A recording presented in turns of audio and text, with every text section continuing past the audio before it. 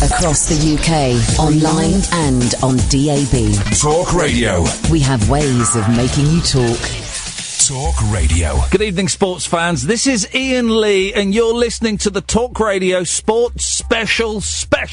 Well, we'll be celebrating all manner of activities and physical things. 0344 499 1000. Sports. Late night, Iain Lee on Talk Radio. We have ways of making you talk.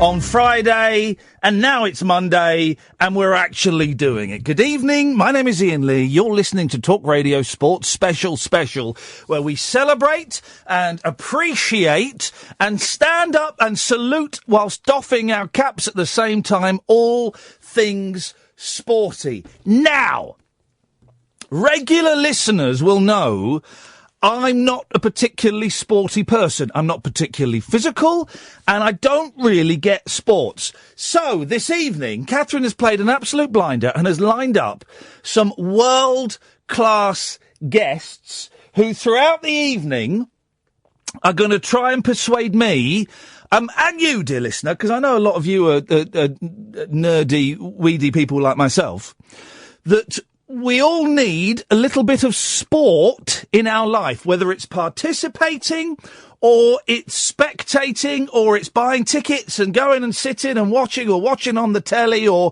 whatever. Now, if you're a big fan of sports, 0344 499 1000, can you phone up and try and pass on some of your enthusiasm for whatever it may be? Because I don't get it. I don't get sports. I can sit, and if snooker's on the telly, I can sort of sit there and watch it. Not so much nowadays, because, I don't know any of the snooker players nowadays, apart from Ronnie O'Sullivan. I don't really know the snooker players. The darts, if the darts is on, I can, kind of sit and watch it. I wouldn't sort it out, but I certainly would never watch a football match. I'd never watch, the marathon or anything like that. I don't get it. But part of me does think maybe I'm missing out on something. And also, I've got, I've got two boys who are now 7 and 5. And they're already expressing interest in sport. They do judo and they do football and they do rugby. Oh, rugby, jeez. And I kind of feel that maybe as a dad, I'm not giving them the full range of experiences that perhaps other dads are giving them. I'm giving them different experiences, of course, but maybe I'm missing out a bit. So tonight, dear listener, we're going to have a go at this. It's going to be a sports special. You want in? Good. 0344 499 1000 is the telephone number. So we've got some cracking guests coming up, but let's kick off with a cracking guest.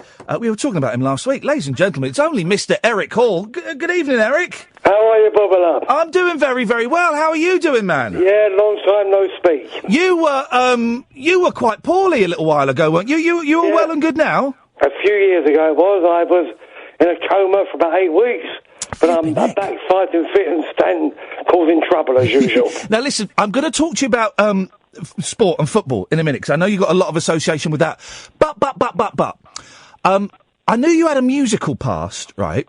I didn't know you sang with Tiny Tim, is that right? No. Is that not right? I read... Ish.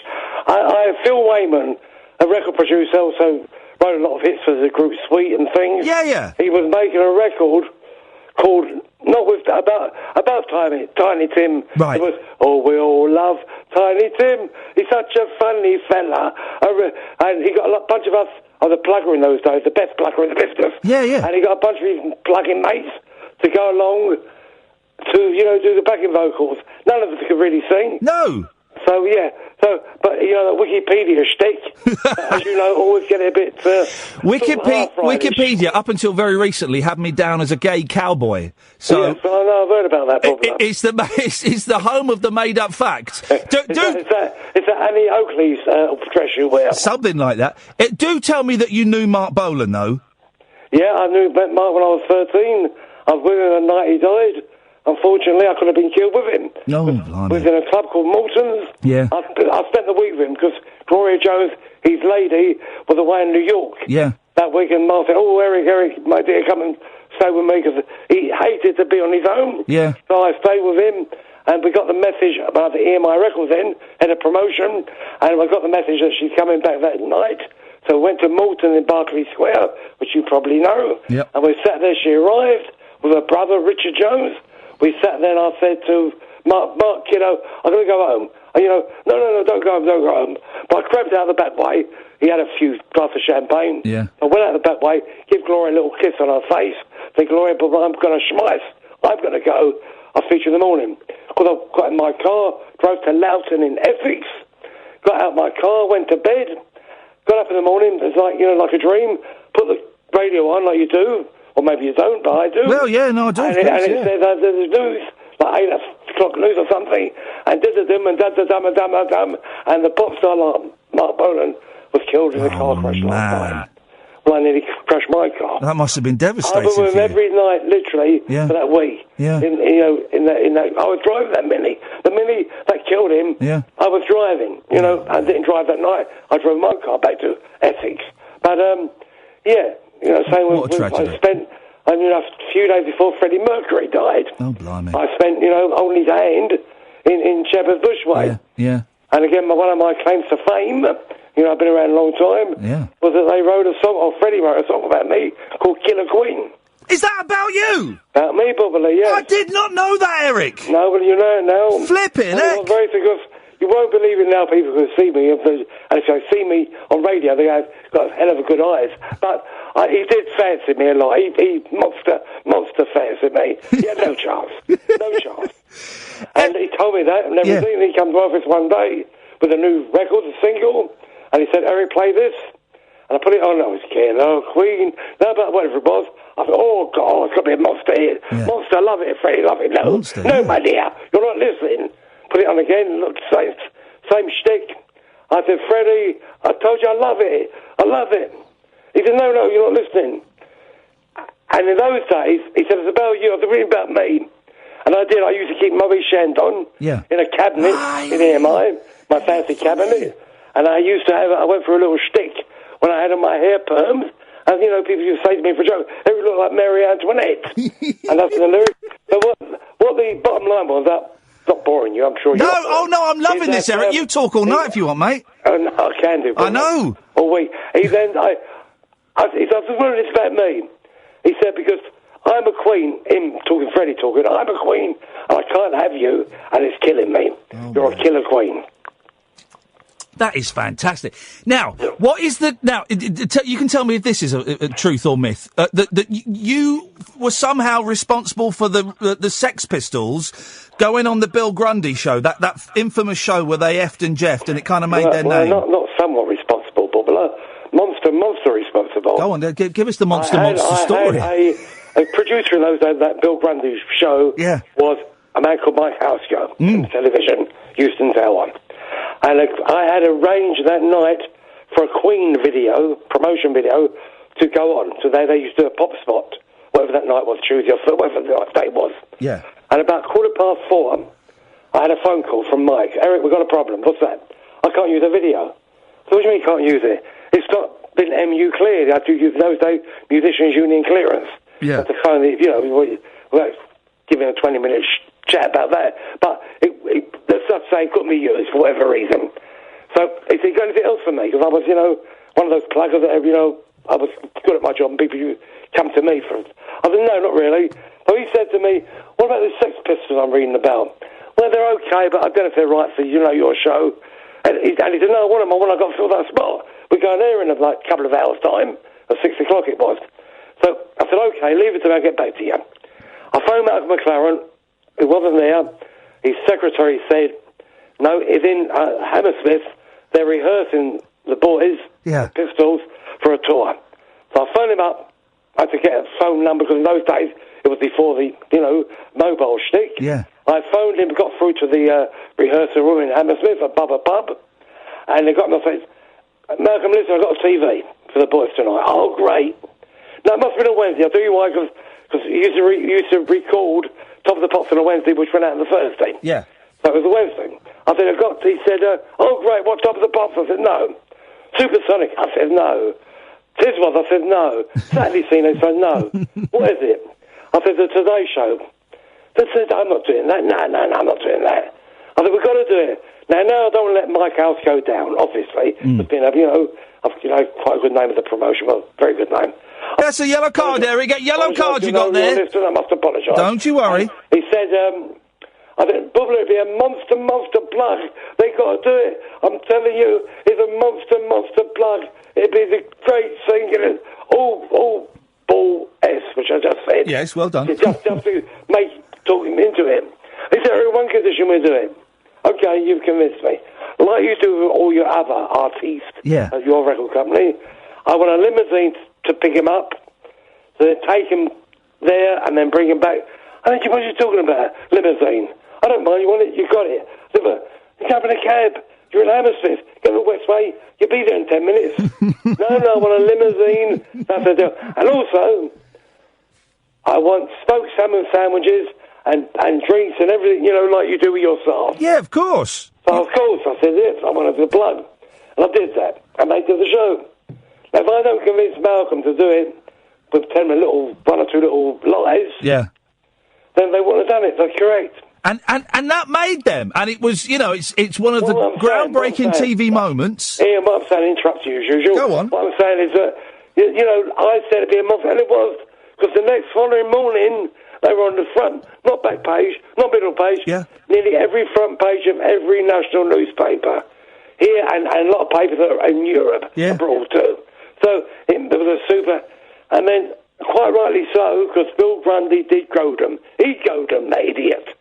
And he was put on what they call gardening leave. Well, he was still on gardening leave to the day he died about a year ago. Yeah. He must have had a really big garden. A monster garden. Eric, listen, we got you on to talk about sport, right? Because I'm not... How did you make the transition from pop and music and all of that stuff into the world of sport? Well, again, sometimes I don't believe it. People have the right time and the right place or whatever the expression is. I don't believe it. I think you'll be in the right place, but you make it at the right time. I had actually been to Manchester that day. Yeah. That day which we're talking about, which is the day you wanted to, how I got into football. And I come back from Houston, fancy a little, I'm not drinking, but fancy maybe a Diet Coke and a steak sandwich. So I went to an obvious place I used to go to.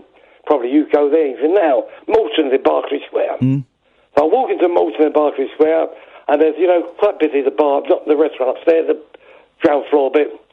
And then a big black guy come up to me. Nice, very, very smoky, very nice. Said, "Excuse me," he said, "I know you."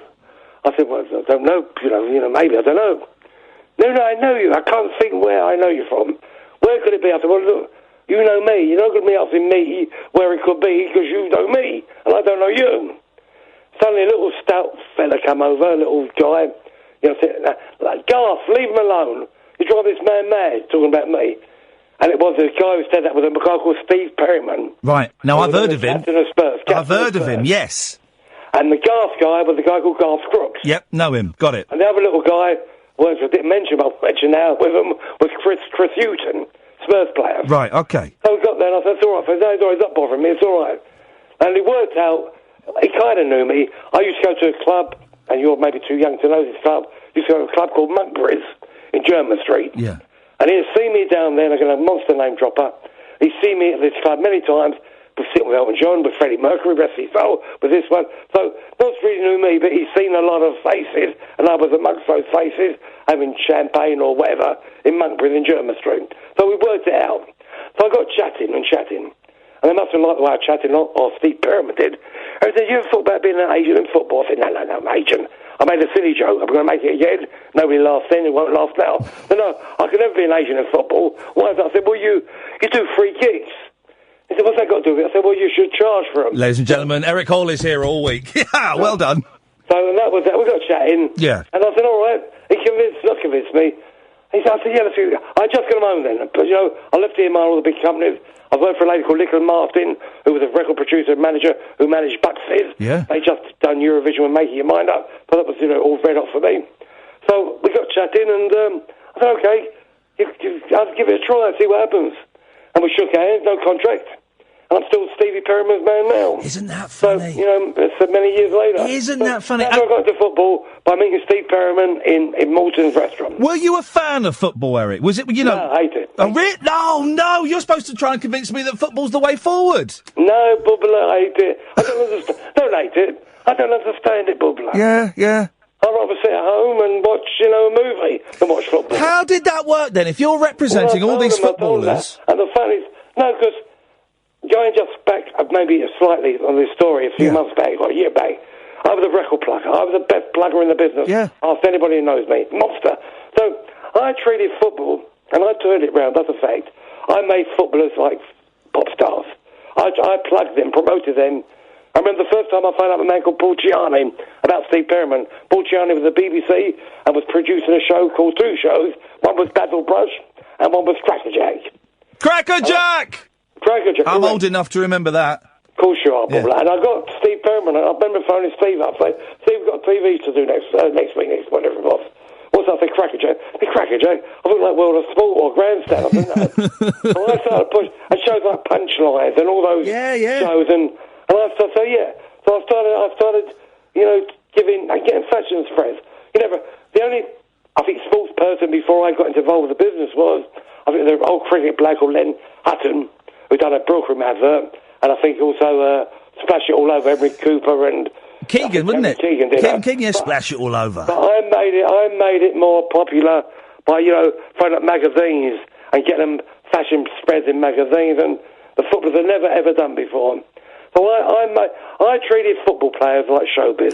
So you're part of the reason, Eric, now that then they can command such huge fees and they get all these sponsorship deals then? I think I'm proud of that, yeah. Yeah. I said to somebody, I'll say it again now, and somebody said, "Eric, the bubble's going to burst." I said, No. I got to tell you, I said to this guy, forget about the bubble. That bubble ain't even been blown yet. Yeah. It will burst, but it's got to blow up first. But it's just the beginning. Yeah. This is the beginning of big bumps. And they deserve it. You get someone like Brad Pitt or Paul Newman, a bit, rest his soul now, but who command monster, and quite rightly so, monster money to do a movie. Footballers, major teams, I'm talking about maybe, I won't even mention their names, upset other teams, but the major clubs, they get, 30, 40, 50, 60, 100,000 people every week watch them, not just one show, every Saturday. So and I always do you not think there is an argument, isn't there, Eric, that football was a working man's sport, but there's some kind of schism between working class people going to pay money to see millionaires kicking a ball around. Do you get that argument? Well, they don't know. No, I don't. I accept what you're saying. Of course, people say that. Quite a few people. But my answer to that is that you don't have to pay. Don't put the gun to your head to buy a ticket for the Arsenal playing Man City Saturday. You got to go. I'm going to shoot you. But as long as there's bums on seats, which there is. I mean, I think I may get my facts a bit wrong, but I believe that like Arsenal, to buy a season ticket at Arsenal, there's like something like a 12-year waiting list. Flipping heck. And Spurs, I think, again, 9 years. Man United, 16 years waiting list. Yeah. So, as long as people are putting, hand in their pocket and bums on seats by buying tickets, then quite rightly so. And the players who are the star of the show, you don't buy a ticket, not you, you're not a football man, really, as I said in your introduction. Yeah. Or you said in your introduction. But, you don't buy a ticket to watch the chairman and the directors. You buy to watch you do a movie, to watch the stars on the field. And I always said, I remember getting to when I said to Steve Perriman, I said, well, Steve, I'm going to be your agent. What do you earn? How much your wages? And I won't say what it is even now. I couldn't believe it. I couldn't believe it. That was like 400 quid a week or 500 quid a week. I said, you mad? I went to a match with him. He took me to a match. Or I watched the match when he was playing. And after the match, we had this chat. I just seen like the whole stadium, White Hart Lane, 40-odd thousand people packed. And I couldn't believe. So I now think the players are getting what they deserve. They deserve the money because they're the stars of the show. That's a fact. So, your question to answer it, the element of truth, what you're saying, but if you don't unhappy what the players are getting, don't go. Don't go. No, there's still the chairman and the directors will say, hey, in a minute, we've got to do something. Yeah. Either drop the ticket prices, it's 2 for 1 or 3 for 1 or something, But while, again, repeat myself for the 97th time, while people are still paying, it's going to be that way. Quite rightly so. Listen, I'm going to let you go in a minute, but you're still busy now, even, after you being in your coma and being poorly a few years ago. You're still busy and working hard now. I feel well with football. My nephew does a lot for me, Michael McPherson. But I'm also going back to, in a strange way, my old business, because I'm looking after a guy called Joe Longthorne. I'm sure you've heard of him. Oh, Joe Longthorne does the best Shirley Bassey impression anywhere. The best Shirley, and he does get Eric Hall now. So he's one of my clients. Oh, fantastic. And also, I've got a new kid on the block called Attila. He's a jazz singer. He's a Turkish boy. He's the most sensational jazz singer. So I'm looking after, so I'm sort of back doing bits and pieces of music business. Eric, listen, I'm going to pass you back to Catherine, because I'd love to get Joe Longthorne on the show one night. Well, he's not very well at the moment, as you know. Is he? He's poorly. Is he doing okay? Yeah, he's in Spain at the moment, having a break. All right. And but no, we can sort something out. Listen, when he gets on the mend, it'll be great to have a chat with him, because Joe Longthorne is one of those. He's one of those legends. I remember he was huge in the 80s. The Joe Longthorne show he had. That's going to be huge again. Fantastic. Well, let's listen. Send him our best, Eric, and when he gets well enough. But don't remind you something, because you remind me in a way. I'll remind you to remind me what I'm going to ask you. I remember we did something together once when you tried to set me up. Oh, flipping heck. That always fills me with fear when something like that, when someone says that. I didn't mind it, because I was I was trying to think, was it on the 11 o'clock show? 11 o'clock show. You put me in a studio somewhere in Soho, I think. Well, and what did we do? I was going to ask you, I can't remember. I know what you remember. I don't remember what I did last week. You sat me there in the studio. Yeah. And you was asking me some very silly questions. Quite right to say, you were setting me up.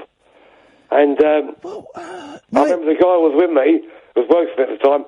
I sort of whispered, I said, this is a setup. And it was definitely me, was it, Eric? Yeah. That wouldn't have been the 11 o'clock show. I don't know. Well, listen, I sincerely apologise for that. That was, you schmuck, I loved it. Well, good for you.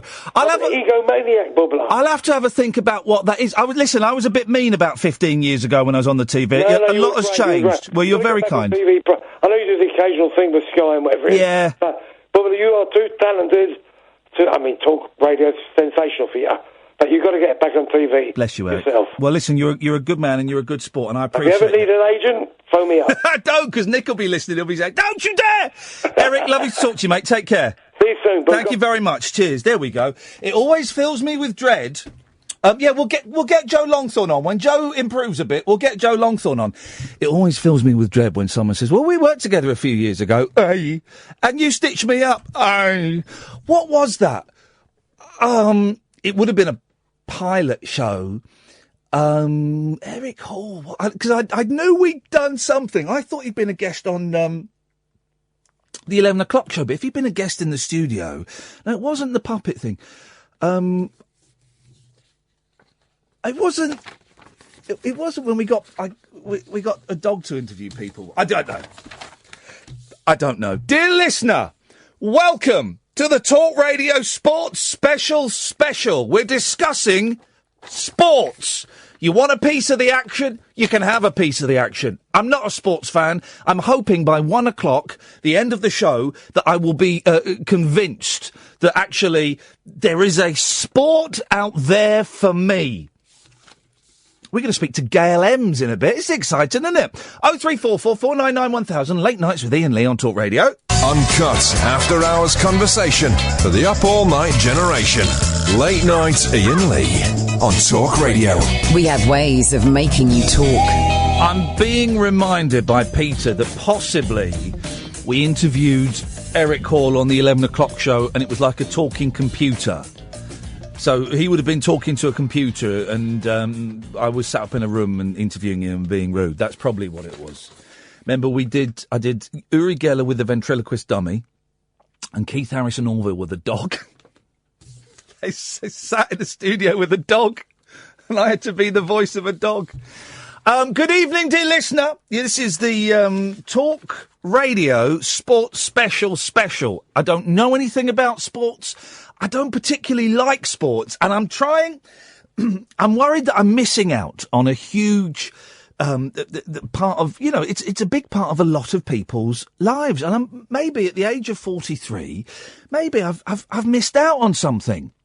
That this spiritual hole that is in my life, part of it could be filled with sport. So we have rounded up the gold winners, silver winners, Olympians, Paralympians, snooker players. We've got basically everybody from every kind of sport, legends, coming on to tell me what they get out of sport and why they dig it so much. Well, I'm thrilled to say we have our first MBE of the evening. It's Gail Emms. Evening, Gail. Hello, good evening. Now, I'm always thrilled when I get to speak to people who've got, like MBE and OBE. When did you find out you were getting the MBE and how exciting was it? I found out, so it was 2009, so I just retired. The Olympics, my last Olympics was 2008 Beijing Olympics. Yeah. And then I found out, I think it was the year, like a year later in the June, the June birthday honours. I think for me, I was more shocked really, because I felt, really, I was only 31, and usually give it to grannies who've helped loads of charities, and I felt a bit like I just played badminton. I didn't feel like I was worthy of it. But yeah, really for my parents, oh my goodness, their faces were I bet your mum was thrilled, wasn't she? Yeah, they were over the moon. But seeing your mum and dad in Buckingham Palace is a really weird experience, because we get to go there, sort of Olympic parties with the, sort of the pre-Olympics and post-Olympic celebrations. But seeing your mum and dad in Buckingham Palace is just a little bit, oh my God, don't do anything. Were you worried they were going to embarrass you or something? Yeah, Dad was going to say something inappropriate. Totally. Oh my goodness. Of all the places you take your parents, Buckingham Palace is not really, the one where you just don't want them to do anything stupid, is it? I get embarrassed when I take my mum to Marks and Spencer's. So I can imagine being in Buckingham Palace. You'd be terrified. I actually caught my mum wearing my Olympic tracksuit in Tesco's once. Really? Yeah. What do you do? What? She just put it on and gone out, and you bumped into her. Yeah. Oh no. And she actually said to me, well, you don't wear it anymore, so I thought I'd get some use out of it. That's such a mum thing to say. I know. There you go. This is what I have to deal with. So this is why, I was a little bit worried. Now, you mentioned, so what age did you retire from badminton? From professional competitive badminton? 30? Yeah, 31. 31, yeah, that's incredibly young to retire from anything. How did you make that decision? Basically, I'd won everything, and Beijing Olympics was the only chance that I knew that I had my best chance of winning Olympic gold, the one thing that I hadn't won. Yeah. And I came fifth, and I sat there and thought, well, I'm 31, can I go for another 4 years just to get an Olympic medal? I'll be 35, am I going to be the best at 35? And I thought, just basically, sod it. I'm going to drink wine and eat chocolate instead. I knew that I couldn't get any better, and that was the best that I was going to be. And I gave everything. I gave it my best shot, and I feel really proud of it. And I felt proud to have retired at the age I did. And I, like I said, proved a lot of people wrong. Did my best. Why? I must admit, you're not putting up a brilliant argument for why I should get into sports, and you say, "Oh, sod it, I'm going to drink and eat chocolate." Why? That's professional. That's professional level. You can't do that. Okay. Right. Why badminton? What was it about that sport that really got you excited? Well, I'm too short for tennis. I'm only 5'3", so that was that out. Okay. It was either badminton or hockey, really, for me. I've always been competitive. I've grown up with, my mum was an England footballer, actually, so my house was just a natural sporty house. Yeah. So it was normal for me, and I was insanely competitive. I was that annoying kid at schools in every sports team, and I still now and then, everything is a competition. So if we're playing a game of cards or Monopoly, board games, even grabbing a supermarket trolley, I have to be the first. You're one of them, are you? I'm one of them. Oh, no. Yeah, I know. So that's why sport was just a natural fit for me. And I had to do sport, because if I didn't, I'd just be really annoying. And because I've got two boys, they're 7 and 5, and they go to rugby club and they go and play tennis and stuff like that, and they enjoy it. How early on did someone go, oh, she's actually pretty special at this, and then kind of start pushing you a bit more? I think I remember being 7, and I remember playing a tournament where there were 10 and 11-year-olds, and I remember getting to the final, and I remember thinking I was, sort of, that when you're a young age and just having that confidence, that just boosts you as well. Yeah. So if with your boys, I've got 2 boys as well, and when you can see their confidence, they've had a good game and they've beaten someone they shouldn't have, or, the football team or rugby team, you just see that, and that, to me, is just incredible. Yeah. And I think it's just it's their choice whether they want to go on for that. The best thing you can do is just allow that child to decide how they want to go. And as I was, like you say, love the competition, love being good at something, it was just natural for me to carry on. And you're right, that my eldest boy, he's more of a bookworm than he is kind of a physical guy, but he did his first judo tournament last year. And I was dreading it, Gail. Because I thought he's either going to get an injury or he's going to get battered, and it's going to really upset him and knock his confidence. But through determination, a little bit of luck, and him really throwing himself into it, he got second place and he won a silver trophy. And you're right, it's that look on his face of just sheer pride is the word. It's wonderful, isn't it? Yeah, and that's what sport is about, that pride, and it doesn't matter whatever level. So that pride in your son's face is exactly the same as the pride that I had when I won the World Championships. It doesn't matter if it's someone running 3 miles for the first time, or anything it is. That pride in doing something, our bodies are incredible, and the fact that we can go and do judo, and we can go for a run, and we can do incredible things, that is just something to be, incredibly proud of. When you retire from competitive sport, do you just suddenly stop training and stop doing exercise, or do you have to kind of have a gradual calm down? Does your body go into shock if you're not doing stuff? Pretty much, yeah. And also the mind. Right. My mind has been the hardest thing for my mind to readjust, because normal life is so slow. in sport, everything's quick. You're always looking for, right, okay, training was rubbish. That was, right, we're going to work on that. That match wasn't good, and everything is quick fire. And I was the best in the world at something. Yeah. And what was hardest for me was not being the best, walking in the supermarket and no one caring that I wasn't, a badminton player anymore. So, I think the body and mind... Did you feel you lost a little bit of your identity? Massively. Massively, yeah. And I think, now, even, sort of being a mum and doing all the things that I do, you still pine for that comfort zone of, being really selfish and, everything was about me. And I'm the best, I want to be the best or something. But you know what? It's such a great... I'm so lucky to have had sport in my life, and I'm so lucky to have been able to do that as my job. To do something you love as a job, how many people out there don't do that? So I was very, very, very lucky. Are the boys sporty? Have they got their eye on anything they enjoy doing? Yeah, they, both of them are really sporty, only because it's just a natural thing for us to do as a family. So we're always doing swimming or playing football or whatever. So, yeah, they are. My eldest is 7 soon, and he's football crazy. Absolutely everything's about football. And my youngest is 3.5, and he's built like a rugby player already. So, the talent ID process has gone. Do they fight? Because my boys... Oh, it's just constant fighting from when they wake up at 7 a.m. till they go to bed at 8 at night. Fight. But Daddy grabbed my willy. Daddy, he hit me. Daddy, it's constantly that. Yeah, we have to play Avengers. It's like Hulk versus Captain America in our house constantly. And it's quite nice because I used to always have to join in, and now I'm just like, oh, God, you two just do it. The constant wrestling. Our sofas are just made into boxing rings or wrestling rings or whatever. And you know what? If they're showing that it's just their, sort of physicality, they're just learning about it. And like I say, it's good to see them learning about their bodies, their strength, and their physical ability.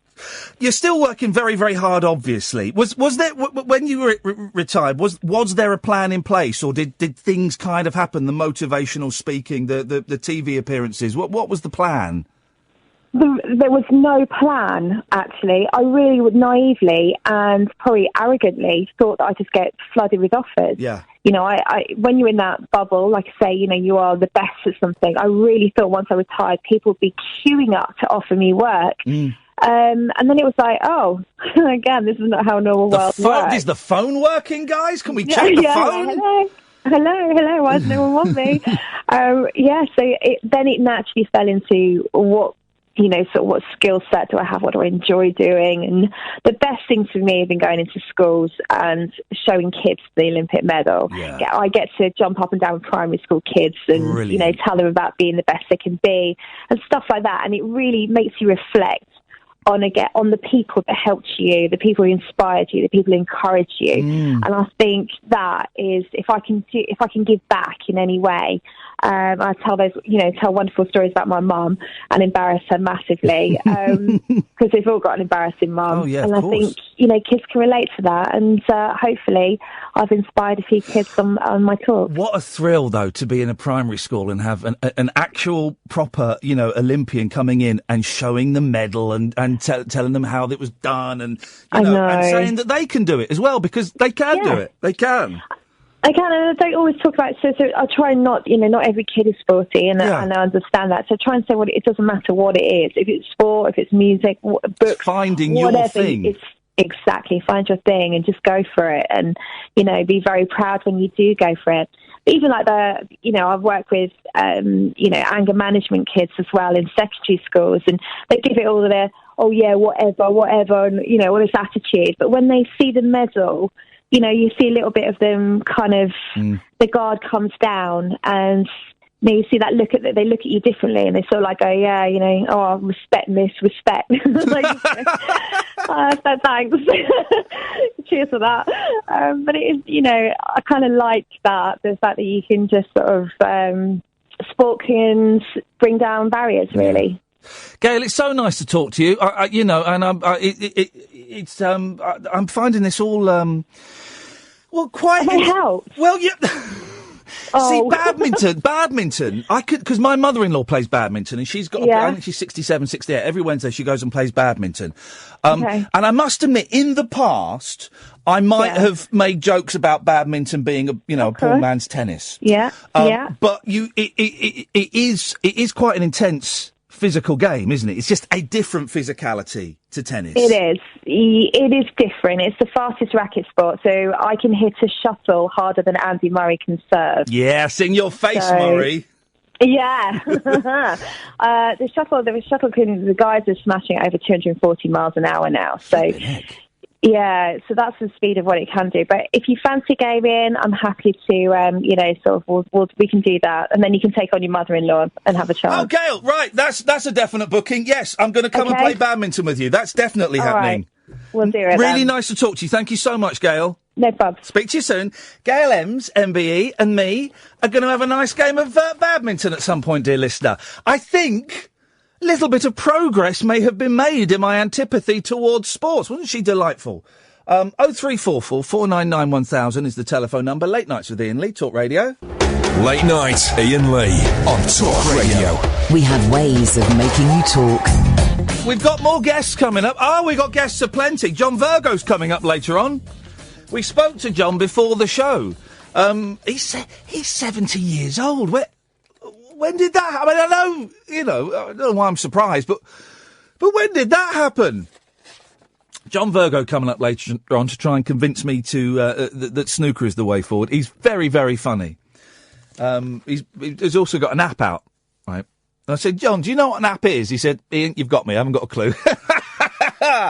Well done, sir. It's the Talk Radio Sports Special this evening, where I said we'd do it. On Friday, I was full of beans, and I cockily said, Catherine, we're going to do a sports show on Monday, book some guests. And then I forgot about it, and I saw Catherine yesterday, because we were doing another show together, The Rabbit Hole, and she went, well, I've booked all these sporting guests. I went, what? She goes, yeah, I've got some great sports guests for you. I said, what are you talking about? She said, well, you told me to book them on Friday. I went, oh, no, did I? Oh, that was a joke. But, we're doing it. We're diving headfirst into the sports. And we're seeing if I can be in any way persuaded that sports are the way forward. I think I could have a go at badminton. I can do that. We'll definitely have a go with Gail Emms. We'll play that. I was interested that she didn't say shuttlecock. But then 240 miles an hour, did she say? Flip. Have some of that. Good evening, Jessica. Yeah, hello there, Iain. Hello, Jessica. What about, you should try fencing. Oh, now, actually, yeah, I could dig a bit of fencing. Do you do it? Well, do you know what, I did do it. In fact, I think I even got a certificate for it at some point. A fencing certificate? You must be good. No, I wasn't really, I was rubbish. Oh. It's like with the épée and the sword. It's very kind of, I'll tell you what I liked about it. Yeah. I liked that it was kind of cool and a bit kind of like, I'm going to go and fight with a sword today.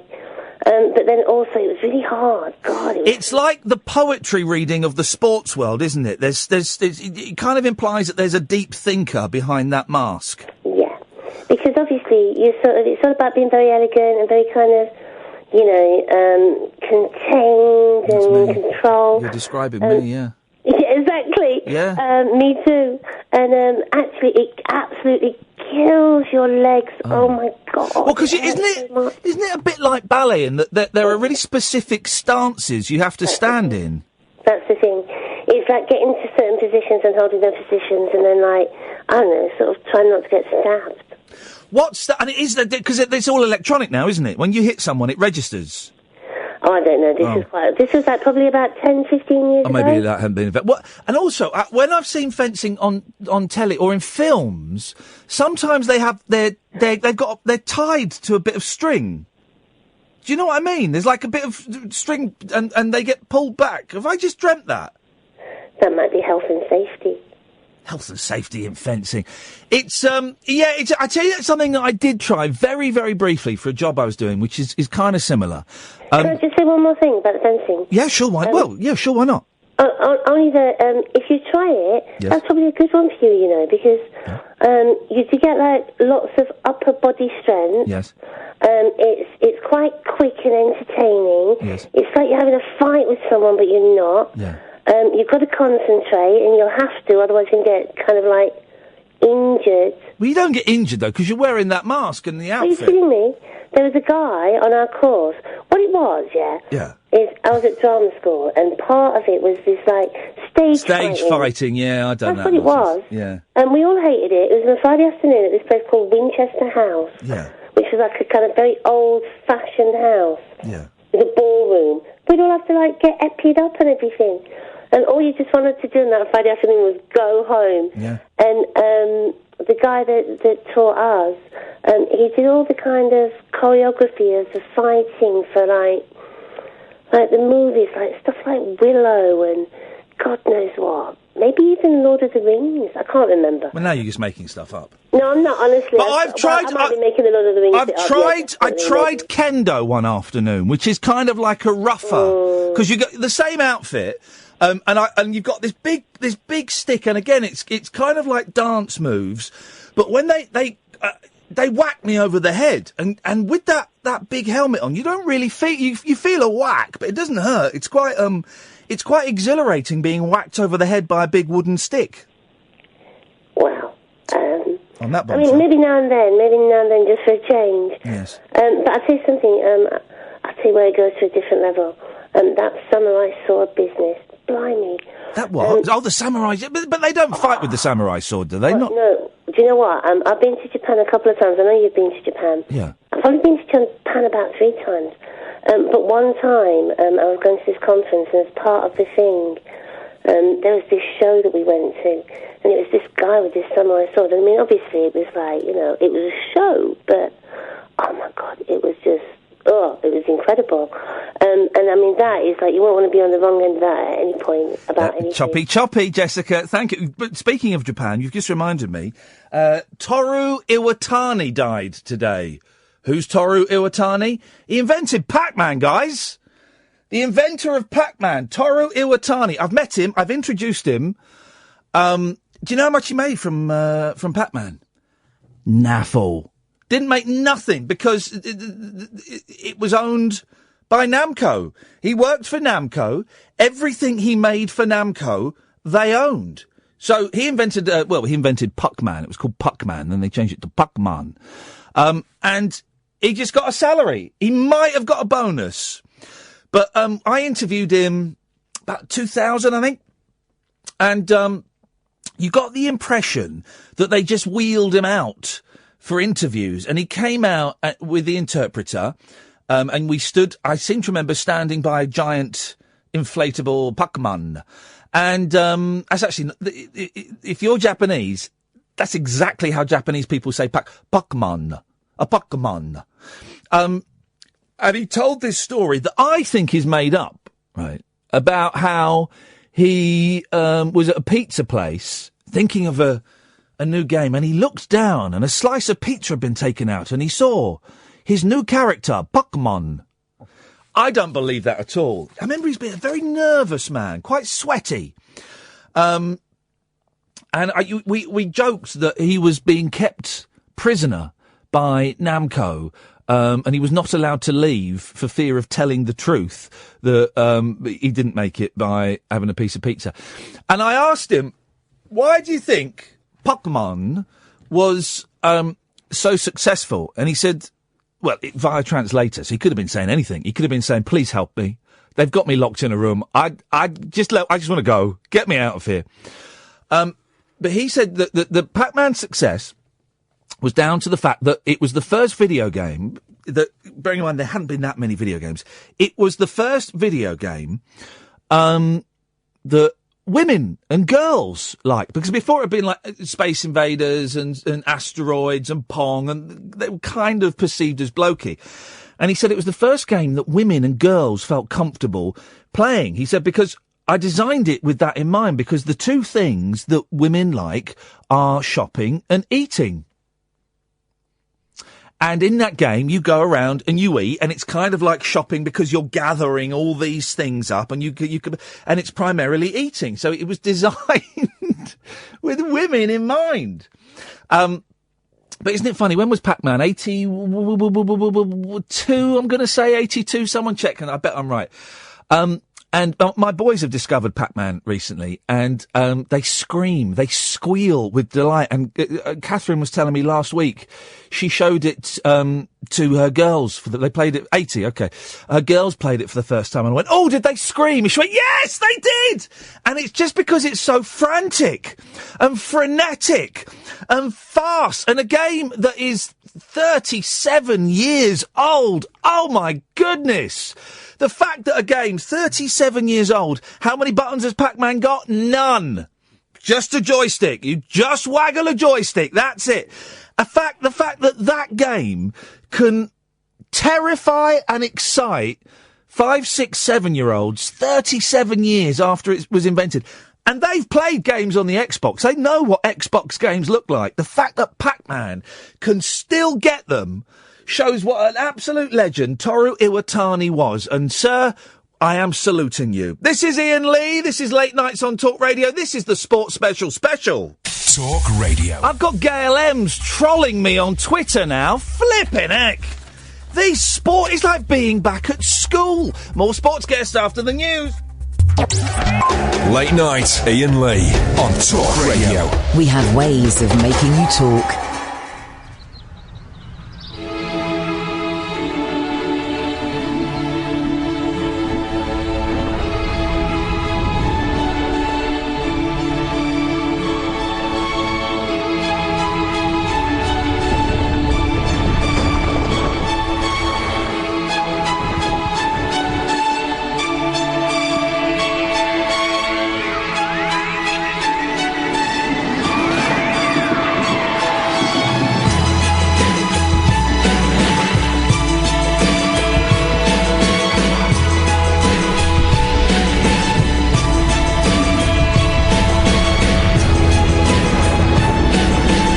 Masaya Nakamura, who's died. He was the guy that founded Namco, not Toru Iwatani. My apologies.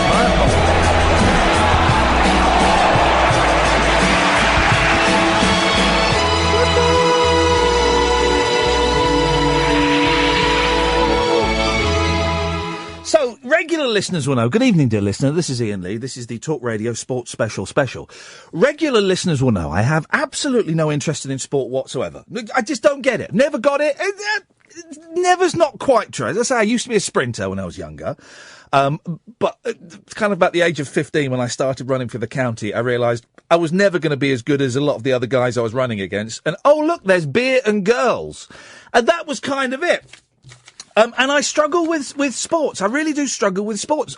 And with my two young boys, 7 and 5 now, kind of getting into sports, I want to make sure that I open them up to as many opportunities. When you have kids, you want them to try as many different things as possible until they find their thing. They find the one thing in particular, maybe more than one, but there's generally one thing is the main thing that works for them and sticks with them. Now, it might be writing, it might be music, it might be talking into a microphone, it might be running around kicking a ball about. I don't know. But I'd like them to find it. So I'm kind of hoping that by the end of the show, and we've got a few more guests coming up, that by the end of the show, my complete wall, like the wall they're going to build between America and Mexico, so we can't see the Mexicans. I can't see sport. I don't get sport.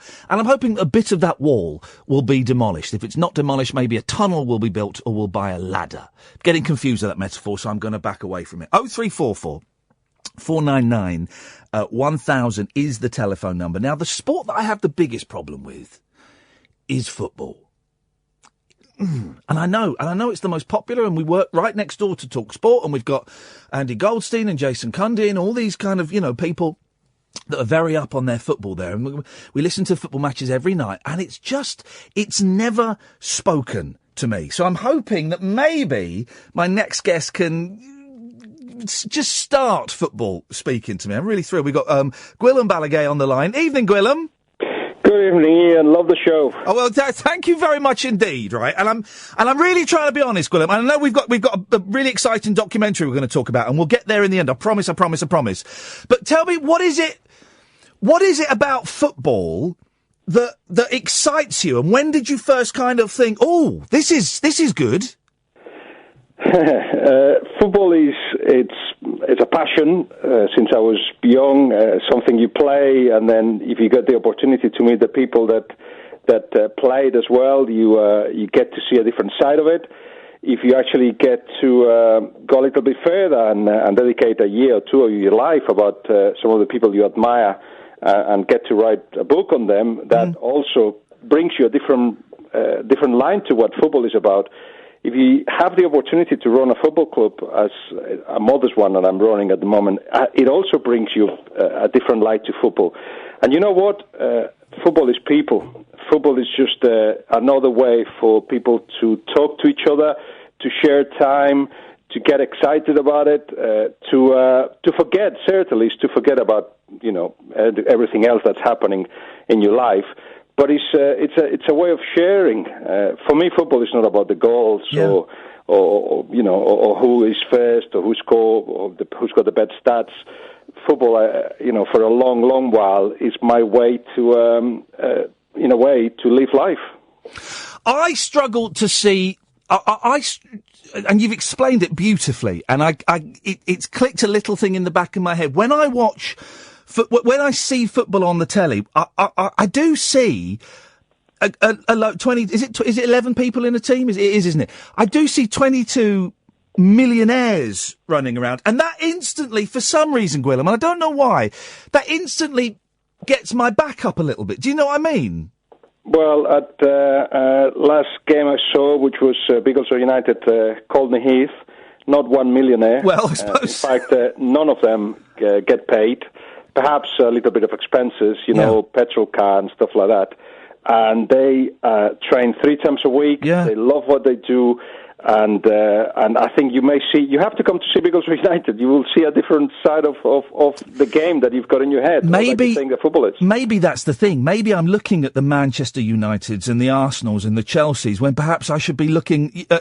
I should be looking at smaller games and smaller teams. Well, football for many people is 90 minutes of a sport. There's no doubt about that, and especially the further you are away from the game itself, from the ground, the more you see those as heroes, and you see that those 90 minutes as the top of your week. But the closer you are to the game, I think you see a different kind of thing. For me, a Saturday is one of my best days of the week because I've got the opportunity lately for the Sky Sports. We used to do build-ups for Saturday and Sunday, so I'll be in the Sky from like 12 in the afternoon until 12 in the evening, Saturdays and Sundays. But lately it's only either Saturday or Sunday, and lately mostly Sundays. So Saturdays is a way to go for lunch, meet people, join them in the clubhouse at Biggleswade United, which is the club I run. Then get to chat to the head coach, to the assistant coach, not just about football, but about everything else. See the game, and then go out again with the friends, have beers, talk about the game or something else. So as you can see, a football game, for me anyway, lasts about 16 hours on a Saturday. When you say you run Biggleswade, Guillem, what exactly do you're the director of football there, aren't you? What exactly does that mean? What do you do? It's a title just to call it something else, but I'm helping, trying to raise some money. I've got a vision of where we could go. I've always thought that the key to everything, to any success, to improve in football and in life, is to work hard and to train and to be coached and be directed in the right way. And that's what we're trying to do at Biggleswade United with our coaching club. And I've got coaches of the highest caliber you can imagine, and with that, just with the coaching and training, more hours of work at this sport, I think we are improving, and results are showing that. But as a club as well, we are growing. We've got from having 2 teams now, we've got 9 teams with a youth system. We've got 2 girls teams. etc. So it's an opportunity to give local boys the chance to be well coached in a way that, I wish I had that opportunity as a kid. And how come you've ended up over here? You're Spanish, right? So, and I don't know much about football, but I know that there are a lot of huge teams in Spain. There's a lot of big stars over there. Why did you decide to come over here? So I was 23, I finished university, and my idea was to come to England and learn or improve my English. I had done it in school for like a year and a half, but it wasn't great.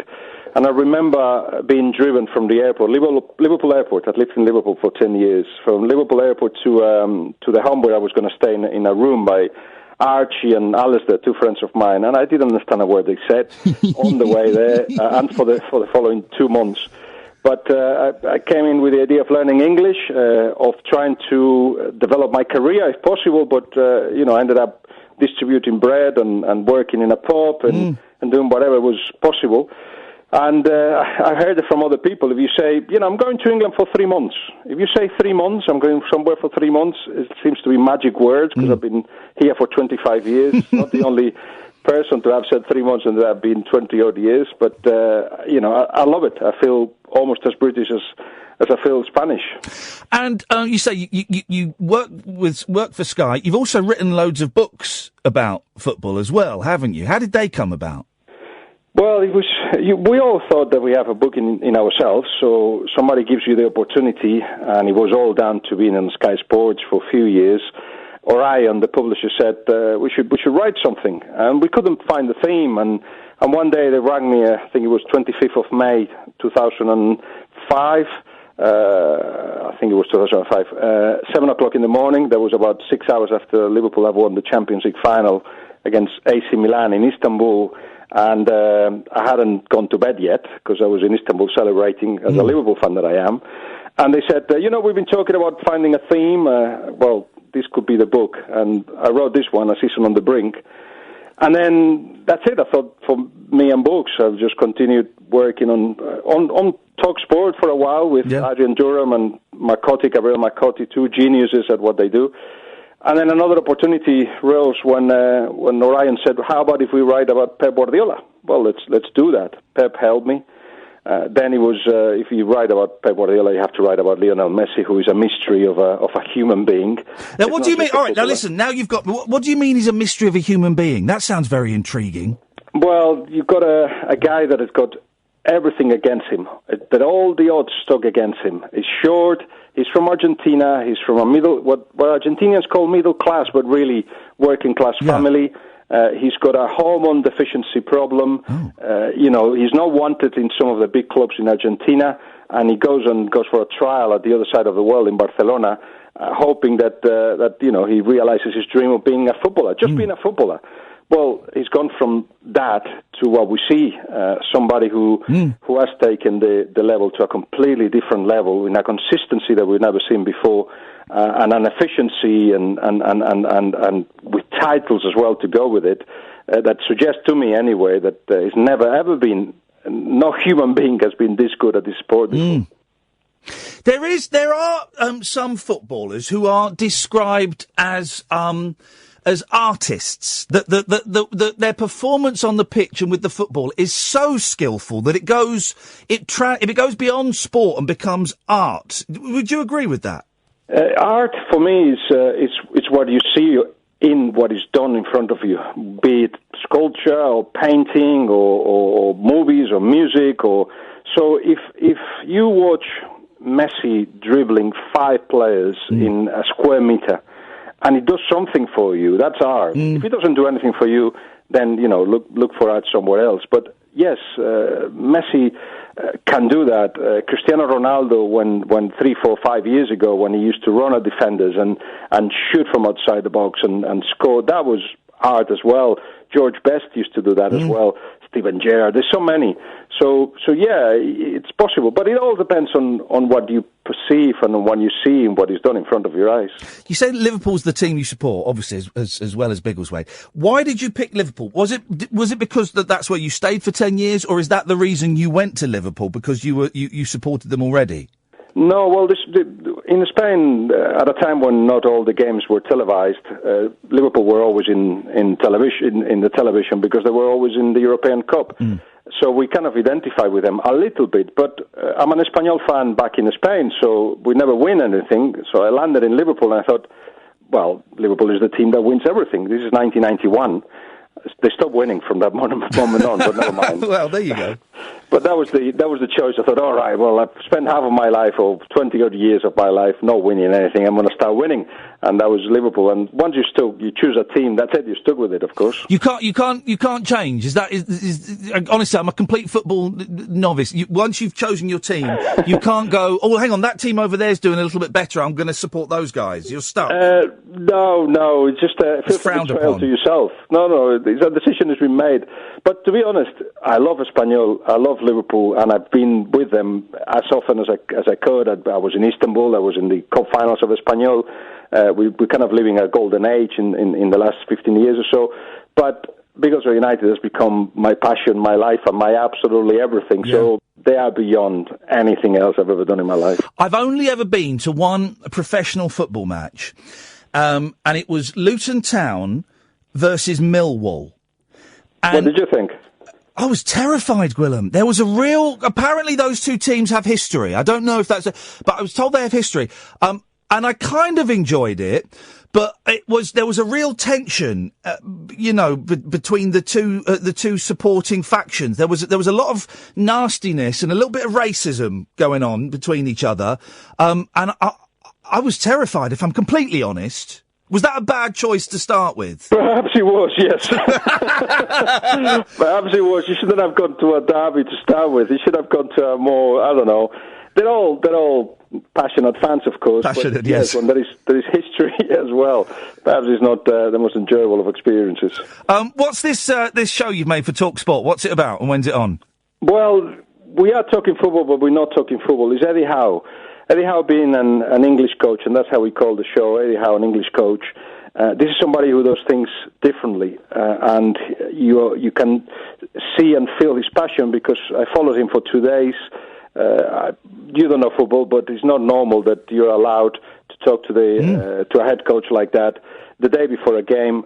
So on the day of the game in the morning when they do the tactical chat, then when they go and train in the morning of the game, because it's not usual to do that. You had full access. You got to go and see everything. So yeah, I spoke to him just before the game and after, etc. So that allowed me to see a perspective on how he lives the game, how he lives his profession, and how he reacts to things that happen during that day. So we put it all together in a 2-hour show, and I hope you enjoy it. I think that's on the 4th, Saturday.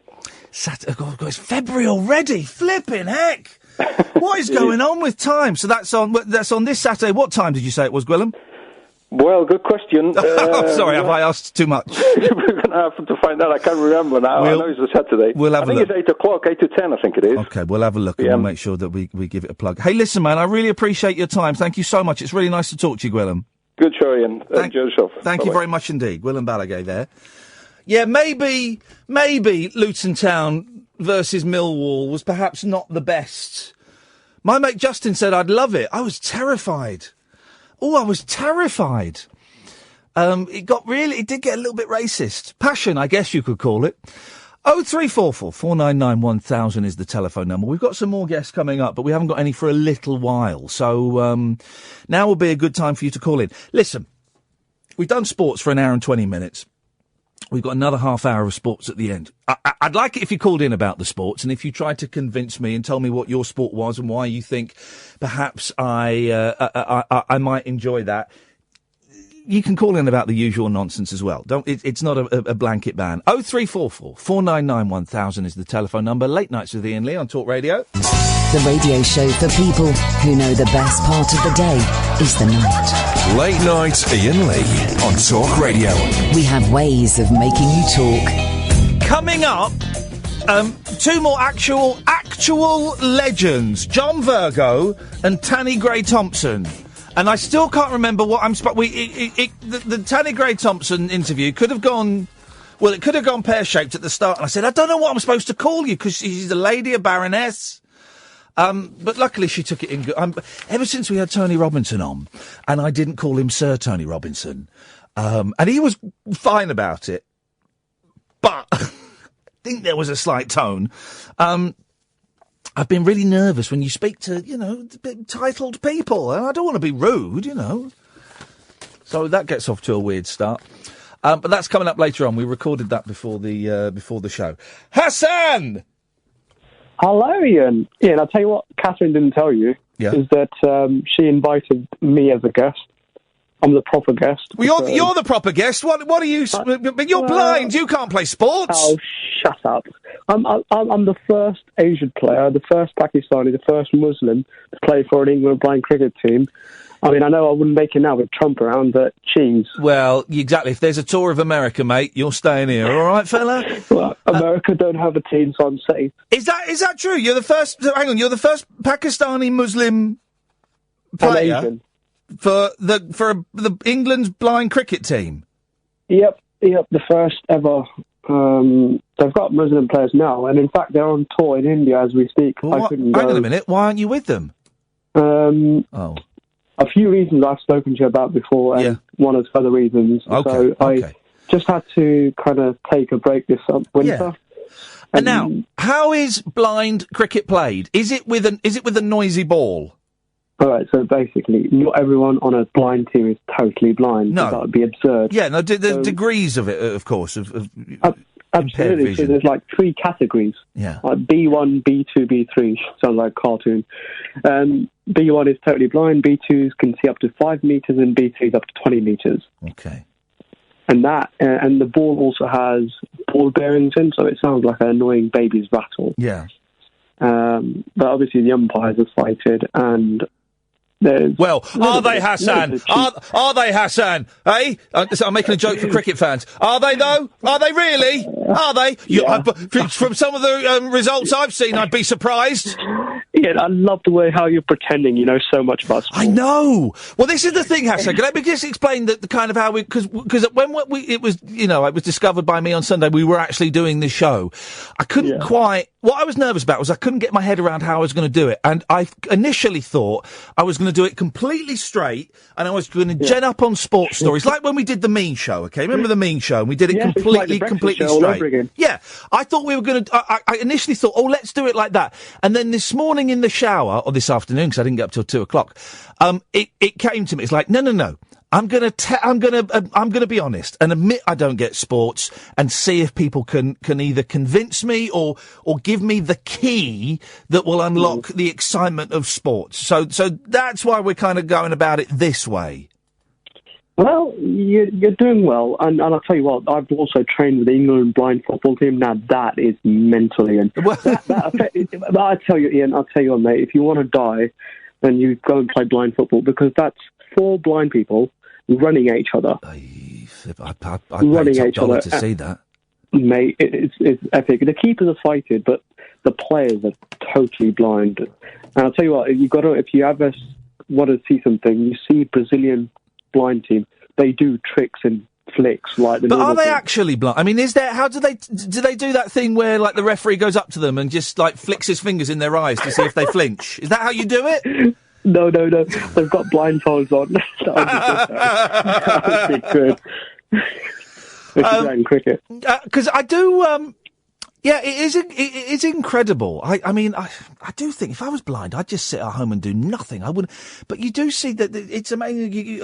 All kind of sports can be played with people of all visual impairments. And I realise saying that is quite a patronising sentence, of course. But I do find it amazing. Oh, mate, look, you got to look at 2012 and what that did for the country. Paralympics was amazing. There's a lot more inspirational people than me, people who haven't got legs and they're running and et cetera, et cetera. It's just outstanding. Well, there was that South African fella who shot his missus. He was inspiring for a bit, and then Oscar Pistorius. Pistorius was inspiring for a bit. Do you remember? Was it 2012 when he ran and he came second? And he stormed off. He stormed out of the arena or the stadium. And within seconds, he tweeted that the other guy cheated or something. And from that moment on, I thought, he's a wrong 'un. He's a wrong. I didn't think he was that wrong and he was going to go off and murder someone, but I thought, he's a wrong on that Pistorius. It just has expensive blades. People do say that, though, like, people who run with those blades, people with most expensive wheelchairs and the most expensive blades are the ones who win. Yeah, I was wondering, and I did mean to ask Tanny Gray-Thompson, but we didn't really get round to it, and I'm kind of glad that we didn't do let's do a disabled wheelchair interview. It was just talking about sports. But I do wonder if there is like a standard, if there's like a standard level of wheelchair and things that come in what they called the Oscar Pistorius runs with. If there is a standardisation for them, because otherwise you could just keep getting fancier and fancier, couldn't you? Like motor racing. Yeah, I've heard that the most expensive ones tend to win. You see. But then I suppose, I don't know. But do your boys like any sport? Are they into any sport? Do they watch it, play it? We don't watch it at home on the telly, and that's just because, I know they have got friends who like Chelsea because their dads watch Chelsea, and that's partly why I'm doing the show like this tonight, because I do think, they're not being exposed to that, but then that's fine, they're not exposed. The eldest plays rugby on a Sunday, and he does judo at school, but I think he's getting a bit bored of the judo, and I think he plays tennis. So, they are being presented with a lot of opportunities to travel these things. But the eldest is is a bit of a bookworm, and I think the youngest is going to be the one that gets a bit more physical because he's nuts. Well, I always find it strange when blokes tell me they don't like sport. I don't know why. I instantly think that maybe they're. Yeah, no, and I know, because I'm the person that says I don't like sports, and I get you must like some sports. They're like, no. It's like, I don't mind snooker, I don't mind darts, but I don't, and I've never enjoyed playing a game of football, mainly because I wasn't very good and I didn't get picked at school. Saying that, about 8-10 years ago, a friend of my wife was getting married, and for her husband's stag, they had a five-a-side football game. It was in the afternoon before the boozing and all of that. And I didn't know anyone there, but I sort of did enjoy a bit running around kicking a football about. Sort of. I did enjoy it a bit, actually. But then someone fell and broke their leg. And I said, I'll take him to the hospital. And that was kind of my get out. I'll take him to the hospital. But I sort of did enjoy. Maybe part of it is the way it's presented to you at school. And at school, football was not presented to me in a particularly, satisfying way. I wasn't very good at football, and I was told I wasn't very good at football, and therefore I was excluded from a lot of football. Iain, you just stick to Call of Duty, mate. I think you're right, Hassan. Thank you very much indeed. We've got John, who is the same guy, I think, who emails under the name Dave, emailed in. He's paying attention to the show. When are you snowflakes and L-words ever going to go over Brexit and the election of Donald Trump? Get over it and move on. I'm over it and I'm moving on. We're talking about sports, John/Dave/ whatever your name is, you weirdo. We're talking about sports tonight. Alan's on next. Late Nights with Iain Lee on Talk Radio. Late night conversation worth losing sleep over. Iain Lee. On air and off the leash. On Talk Radio. We have ways of making you talk. Well, isn't Guillem a gentleman? Isn't he saying nice things on Twitter? I won't retweet. I'll just heart them.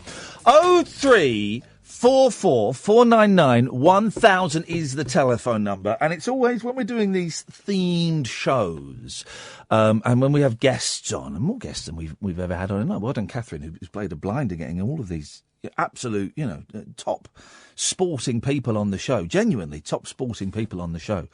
To agree to come on and talk to this idiot who don't know nothing. I wonder how many times.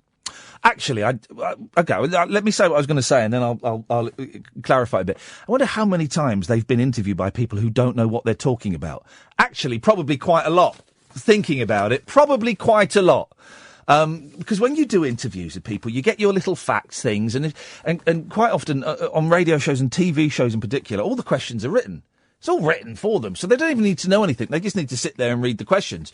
So actually, Guillem and Gail and all of these people, I imagine it's quite refreshing for the person to go, right, I don't really know anything about you, and I don't like what you do. Tell me why I should like it. That must be quite refreshing for them to have that honesty, you know. Oh, dear. Well, I'm enjoying this evening. I don't know if you are, dear listener. 0344 499 1000 is the telephone number. Call in with sports and stuff. You can also call in about other bits and pieces. Don't worry, the nonsense continues. And by the way, thank you to everyone who came last night to see me and Kath live in concert. We did a show last night in front of 100 people, and it got a little bit penis heavy. It won't always be as blue as that. But thank you to everyone who came. We're doing another one on February the 19th. If you want tickets, ticketsource.co.uk/Iain-Lee. Ticketsource.co.uk/Iain-Lee. And you'll be able to, hopefully hear some of our work on Thursday. If you go, you know what to do. You know what you need to do, guys. And don't forget, you can download a podcast of this show as well. We do a daily best of. And you go to iTunes, and if you type in Iain Lee, bishy bashy boshy, up it pops. Reviews and ratings are especially welcome. Oh, Alan, stay there. Catherine, can you get on that microphone, please? Because there's sort of an update from the scammers last week, isn't there? Yeah. I saw you tweeting something. What happened? Yeah, one of our listeners grassed them up to the company that owns the phone number. How did they know who owns the phone number? I know. Isn't that funny? They know some stuff, the people that listen to this. But so a listener, tweeted them and said, oi. And said, you need to have a listen to this. Oh, brilliant. You need to have a look at this phone number, and the company that owns the phone number has blocked them. Oh, good for them. Good for them. You know what'll happen? They'll pop up somewhere else, but it's still something, isn't it? They'll pop up somewhere else, but can those details, hey, that's great, that's blocked, but could those details of that, because the phone company will have names and addresses and bank accounts, can't they? I'm guessing there should be some sort of procedure for someone. I bet there's not. Maybe we should tweet them. Can you tweet them? Yeah, all right. And say, will you be passing that info on to the police? I think the punter asked them that, but I can ask them as well. Yeah. Get asked, because it seems obvious that they've got crooks who are stealing, that they should pass the information on to the police and freeze their bank accounts. It seems obvious to me. Yeah. We'll do that, thank you. And there's a Rod Argent from the Zombies bonus pod as well that's gone out. So you can get those podcasts. I know not some of you don't like iTunes, and that's fine. Don't quite understand it, but it's fine. If you do get the pods from iTunes, if you leave a rating and a review, it just helps. Even if it's just a one-word review saying great or pony, but it's got 5-star rate, it just helps us get seen by more people because of the weird way that iTunes, the charts work. So thank you for that. But you can get it on like Pocket Cast, I think, and your usual podcast provider. If you type in Iain Lee, it will pop up. Alan! Hip, hip, hip, sir. Hip, hip, hip, Alan. Now, you're a sporting man, of course. Yeah, I'm into me GGs. You're into it now. Why horses? Well, horse racing, because it's the thrill of a chase. But what is the thrill of it, though? You say the thrill of the chase. What does that mean? Well, there's two different types of horse racing, because you've got horse racing on the flat. Yes. Or you've got horse racing on the jumps. Right, which do you prefer? The jumps. Why? Because I know the races are longer and the danger is greater. So the danger is part of the thrill, is it? Yeah. Why? Why do you want those horses to be injured? But can I tell you something? One horse died, but right after the race had finished. Well, but hang on, we don't want horses dying, do we? No, but it was bleeding on the lung, and they had no other serious condition, so it was a freak nature accident. That sounds absolutely horrendous. But But the Grand National's the worst offender of all. Yeah, but why do you want to see? Why do you want to see horses dying? No, but they've improved safety over the years. but you just tell me about a horse that died. No, after the race had finished. Isn't all horse racing fixed? Wasn't there a story a while ago about it being completely fixed? That was Godolphin and the doping scandal. Well, and they don't do that anymore. No, the trainer who's done that has been banned for life. Okay, and what's this thing about... this is what I don't get about horse racing, right, is that they make the horse wear weights. Do they still do that? Well, in jump racing they do. So they weigh down the horse depending on the weight of the jockey. That seems nuts to me. Well, the jockey weighs about 10 stone. The horse has got to carry 11 stone 10. They've got to make up a stone and 10 Why is the horse got to carry 11 stone 10? Surely that's part of the that's part of the experience. You get lighter and lighter. It's the combined weight of the jockey and the saddle. That's what a horse has got to But I don't understand why they've got to all carry the same... There's a brilliant story by Kurt Vonnegut, my favourite writer, and it's set in a dystopian future, and it's about how all people are handicapped, I'm using that word in the sporting term, because I know it's not a word that's particularly in vogue at the moment.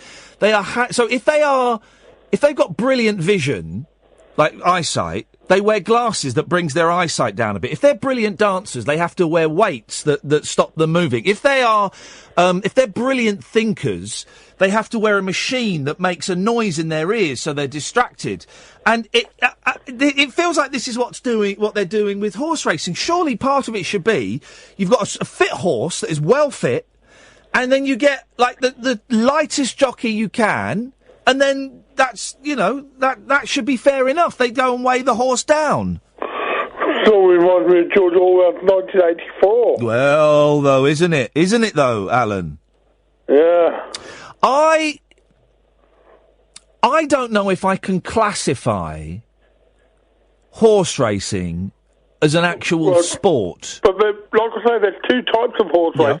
There's jump racing, yes, and there's racing on the flat. But I don't know if I could consider either of those to be a sport, because you're just sitting down for 10 minutes. I've bought a financial venture with it. Sorry? You forgot the financial venture which comes with horse racing. Go on, give me the deets. The betting, yeah. And making money out of it. Yeah. If you put money on a horse and it wins, you'd be quids in. Yeah.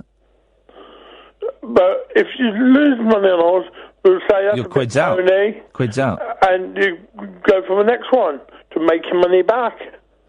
I'm not convinced on the horse racing, Alan.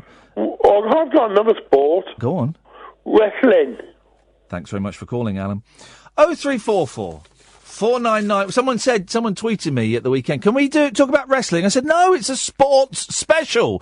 Wrestling is not a sport.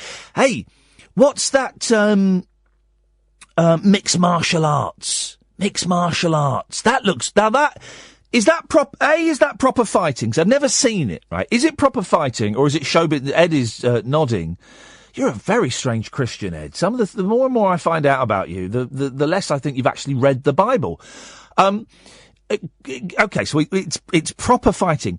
It's funny, we talked about this later on in the show.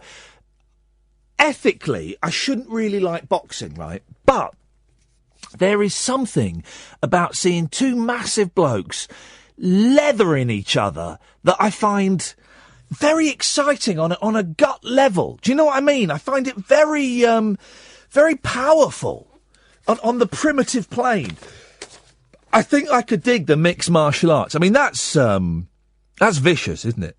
Are they allowed now? How mixed is it? Could I go in there with a set of nunchucks and do that? I mean, is it that mixed that you're in there and you're getting battered and you just reach behind? Does it go that far? Catherine's saying it's not Thunderdome. Well, it's my throwing stars. I had some throwing stars. My parents were nuts in the 80s, right? Because I was really into my karate and my Bruce Lee films. And when I was 11, I was allowed to watch Bruce Lee films, like proper X-rated. And, there's a bit of booby in there as well as a lot of karate. But then we'd go up to London to like martial arts shops. And I had throwing stars. I had loads of pairs of nunchuckers. I had a 3-sectional staff. I had those blades where you've got a handle and it's like a sort of little trident thing. Can't remember what they were called. Begins with an S. I had a butterfly knife that I bought off Roger Scott's son. All these weapons, like proper butterfly knife, sharp. Nuts, absolutely nuts. And my parents were completely fine with it. It's ridiculous. Terrible. The 80s, awful time. Oh, listen, guys, here's a tip. We haven't got any phone calls lined up, so if you want to give me a call, now would be an excellent time. 0344 499 1000. 0344 499 1000. Late Nights with Iain Lee on Talk Radio. Late Night Iain Lee on Talk Radio. We have ways of making you talk. 0344 499 1000. It's a weird time. 11:45 on a Monday night. It's a real... It's nothing, is it? It's a real nothingy time. 11:45 on a Friday night? Oh, yeah. Flipping heck. 11:45 on a Thursday night, I'll give you that, yeah. But 11:45 on a Monday night, it's like, nah. It's a little bit meh. Yeah, I should probably be asleep because I've got work tomorrow. But we're here and we are carrying on and we are rocking and rolling. It's the sports special. You can call in about other stuff if you want, of course. We've got Tanny Gray-Thompson coming up later on and John Virgo, both of whom are... I'd heard of them.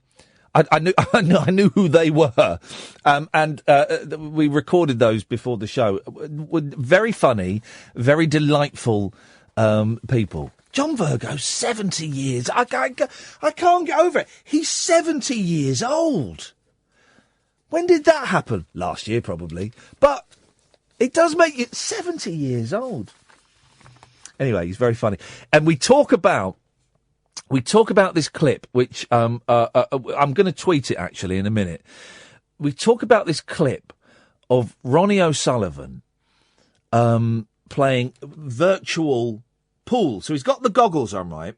And he's holding these sort of joysticks and he can't see anything. And he's in this room. He's stood up in this room playing virtual pool. And you get a glimpse of what he can see. And he can see a pool hall. And there's a pool table in front of him and he's going for the shot. And he leans over to take the shot in real life. And he goes to lean on the table. And, of course, the table's not there and he falls flat on his face. It's absolutely brilliant. I'll find it in a minute and I'll tweet it out because it's the funniest thing. I could just watch that on a loop. It's so delightful. And Ronnie O'Sullivan, I met him once very briefly. He always comes across, I think he's a decent bloke, Ronnie O'Sullivan. I think he's had his troubles and his issues, but he always comes across as a decent bloke. And that kind of makes it funnier. I don't know why. Jerry! Oh, flipping it. Jerry, you all right? Yeah, I spoke to one of your ex-colleagues the other day. Uh-oh. Sean Boyce. Who? Sean Boyce. Who's Sean Boyce? Yeah. Who's that? You see the bit on Rise, the gambling bit on Rise's commanding. Oh, I got flipping it. Yeah, I mean, oh, yeah. Well, how do you remember that? I just remember I spoke to him, so then we referred to take him. He said he enjoyed the days with you. Now I feel bad. I do vaguely remember that, didn't I? I think I came up with a rude rhyme for his name. I don't know. I didn't study that much. Yeah, no, we... oh, Jerry's gone. Get Jerry back. Let me find that. Ronnie O'Sullivan, virtual reality. It's such a funny clip. I'm going to tweet that now because it really is just absolutely joyous. Oh, hang on a second. Ah, dearie me. At Iain Lee, of course, if you want to follow, IAINLEE. Here's Ronnie O'Sullivan playing virtual pool. The funniest thing ever. There we go. Ah, dearie me. We may have lost Jerry. We may have lost Jerry.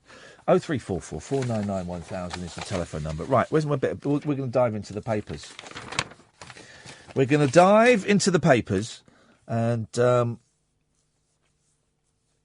some bits and pieces. There's not really a lot. There's not really a lot in the papers. Let's have a look. What have I written here?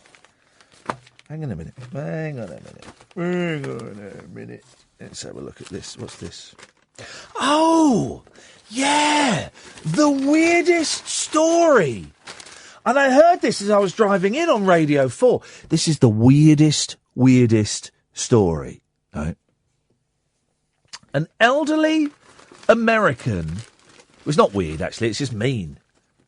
It's an incredible story. This will be a movie. An elderly American dementia patient was flown to Britain and dumped in a car park by his family, it has emerged. Isn't that weird?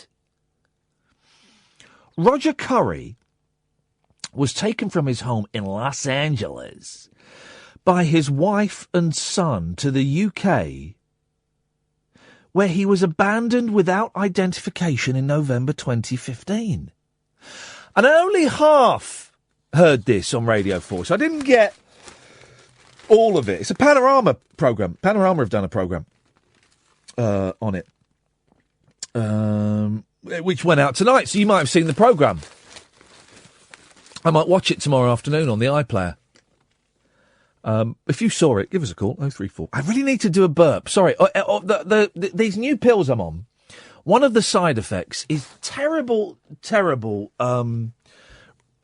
reflux. Is that the word? I've got trap wind and it just makes me very gassy. And I've taken a Zantac. Let me just see if I might not have any more Zantac left. I need to do a big burp, and it's just... Have I got any? I've got one. Look at that. Here we go, baby. Here we go. Come to daddy. It's one of the side effects. As well as it feeling a little bit trippy, I got this really bad trapped indigestion. So all show I've been like... They're watching the video of Ronnie O'Sullivan. It's good, isn't it? Isn't it funny? Oh, honestly, it really is beautiful. My friend Mel reminded me of that the other day. It is so... It's one of those clips that's just delightful. I talked to John Virgo about it, and we have a good laugh. Roger Curry was taken from his home in Los Angeles by his wife and son to the UK, where he was abandoned without identification in November 2015. Imagine doing that. Listen, I know that people that have got dementia, they can be hard work, right? Of course they can. They can be hard work. But taking them to another country several thousand miles away and dumping them in a car park? What? The 76-year-old was found at Hereford bus station in the company of two men who flagged down a passing ambulance. As paramedics assessed him, one of the men, described as having an American accent but younger than Mr. Curry, vanished from the scene. It doesn't say it, but the implication is that was his son, isn't it? That's how I read that. It doesn't say it outright, but that's what I read from that. And there would be no way of because he wouldn't have any fingerprint, he wouldn't have any records, dental records in this country. Mr. Curry was cared for at a nursing home while police and social services spent months trying to find out who he was. The pensioner was finally flown back to America 8 months later and is now under the care of health authorities in Los Angeles. Right? According to investigation by Panorama being screened tonight, court papers filed in LA state in late 2015 Mr. Curry was taken surreptitiously to England by his wife Mary Curry and his son Kevin Curry and abandoned there. Let me read that sentence again because it's the most chilling sentence. In late 2015, Mr. Curry was taken surreptitiously to England by his wife Mary Curry and his son Kevin Curry and abandoned there. Flippin' heck. Imagine. The mystery surrounding Mr. Curry's identity led to numerous theories as to how he ended up in a Hereford car park. He appeared to have been well looked after and was dressed from head to toe in new clothes from Tesco. So they changed his clothes and everything so that to make it harder to trace him. This is not some slapdash thing. This is a plan. This is an actual plan. How can we make Dad disappear? As reported in the Mail last March, he was called Roger by staff caring for him after they heard him use the name Roger Curry, but police didn't know whether that was his real name or not. The pensioner told doctors and care home staff he was not from the area and had been training nearby, but said little else. Hang on a minute. Let's see, I don't want to lose Jerry. Yes, Jerry! Hello, I'm back. Go on. That's right, go on, you got a minute. Yeah, well, Sean Boyce, he sounds like a nice guy. Oh, so it's the song you thought of for him. The what? The song you... Rude Radio on about. Hang on, who are you on about? Sean Boyce.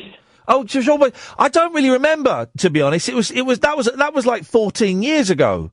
It's amazing my memory is. You can. It was better than mine. I don't know what I did last week, Jerry. Yeah. I forgot about the show yesterday. I must have missed. The show last night, The Rabbit Hole, was a success. Jay, do you not know, Jay? Coming up north. Well, look, this is the plan. We're looking for a venue in the West Midlands, which is not a county, and we're looking for one sort of Manchester way. We want a venue in either place that's cheap, stroke free on a free on a Sunday night. Holds Macclesfield. There's a pub in Macclesfield. In Macclesfield. Macclesfield, a pub in Macclesfield. But the thing is, we need to go to somewhere like Birmingham or Manchester. We need to go to a city so that people will come. And we want it's got to hold between about 40 and 90, and it's got to have really good Wi-Fi. Wi-Fi, and that counts as like... Yeah. Well, yeah, exactly. We need Wi-Fi for the Skype for it to work. That's the whole raison d'etre. That's a sports show, then. I don't know. You're not listening? No, You've turned into Caddick, you have, not listening. It's one of sport. It's going all right. We've got John Virgo coming up in a bit. It's Nick and Lippy, Madawi. It's exactly, and I held off singing that to him. Jim Davidson, is he still going? Jim Davidson, unfortunately, still is going. Jerry, listen, I've got to go, because we're coming up to the news now. The only way I know, I should have mentioned this to John Virgo, the only way I know the colour of the balls that you have is from that. Pop the red, then screw back for the yellow, green, brown, blue, pink, then black. Snooker loopy nuts are we. We're all snooker loopy. That's the only way I know the order of the balls. 0344 499 1000. Late nights with Iain Lee on Talk Radio. Talk Radio. Another hour to go. Two excellent guests who like sport and are good sports, and your phone call. This is phone calls, please. 0344 499 1000. We're talking sports, but we can talk about anything you want. Don't worry, it's not going to be completely strict. Late nights with Iain Lee on Talk Radio. Late night, Iain Lee on Talk Radio. We have ways of making you talk.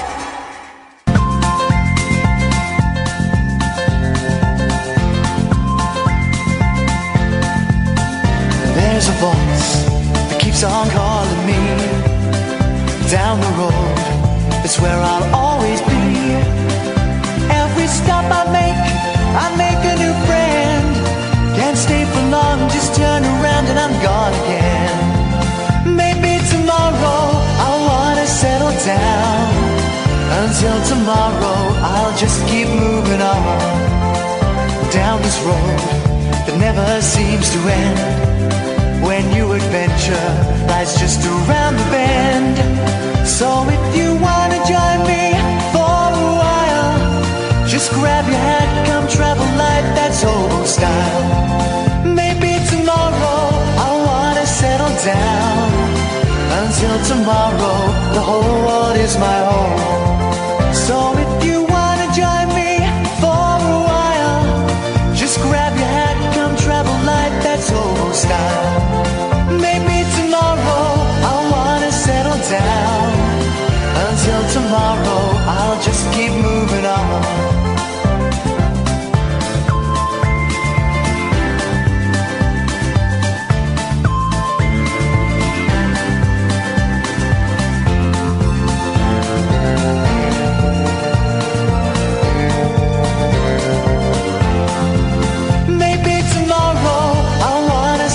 down. Until tomorrow, I'll just keep moving on. There's a world that's waiting to unfold, a brand new tale no one has ever told. We've journeyed far, but you know it won't be long.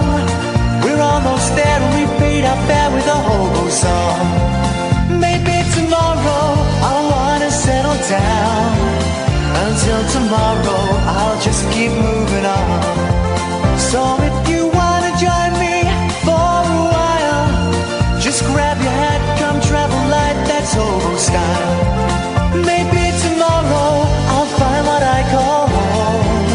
Until tomorrow, you know I'm free to roll. Evening, dear listener. Iain Lee, Talk Radio. It's been a Talk Radio sports special this evening, where we have been exploring various kinds of sports. I feel like I would like to. It would be nice to, on a Saturday afternoon, say to the boys, right, shall we go and watch? You know, but I don't know what that is. And we've had people from football. We've had people from badminton. We've got John Virgo coming on later on. So we'll see. But no one has quite convinced me. I don't think I'm ever going to be convinced about football. Because football is bobbins. Here's the weird thing, though. I enjoy playing FIFA on the Xbox. I really enjoy a bit of FIFA. But I don't like football at all. So what's that all about? I like sitting there going, oh, yeah. But I don't like sitting there going, whoa, yeah. 0344 499 1000 is the telephone number. If you want to give us a call, you can do. We're talking about other bits and pieces as well. I want to finish reading this story about the wife and the son who dumped their husband, stroke father, with dementia from America, and they dumped him in the UK.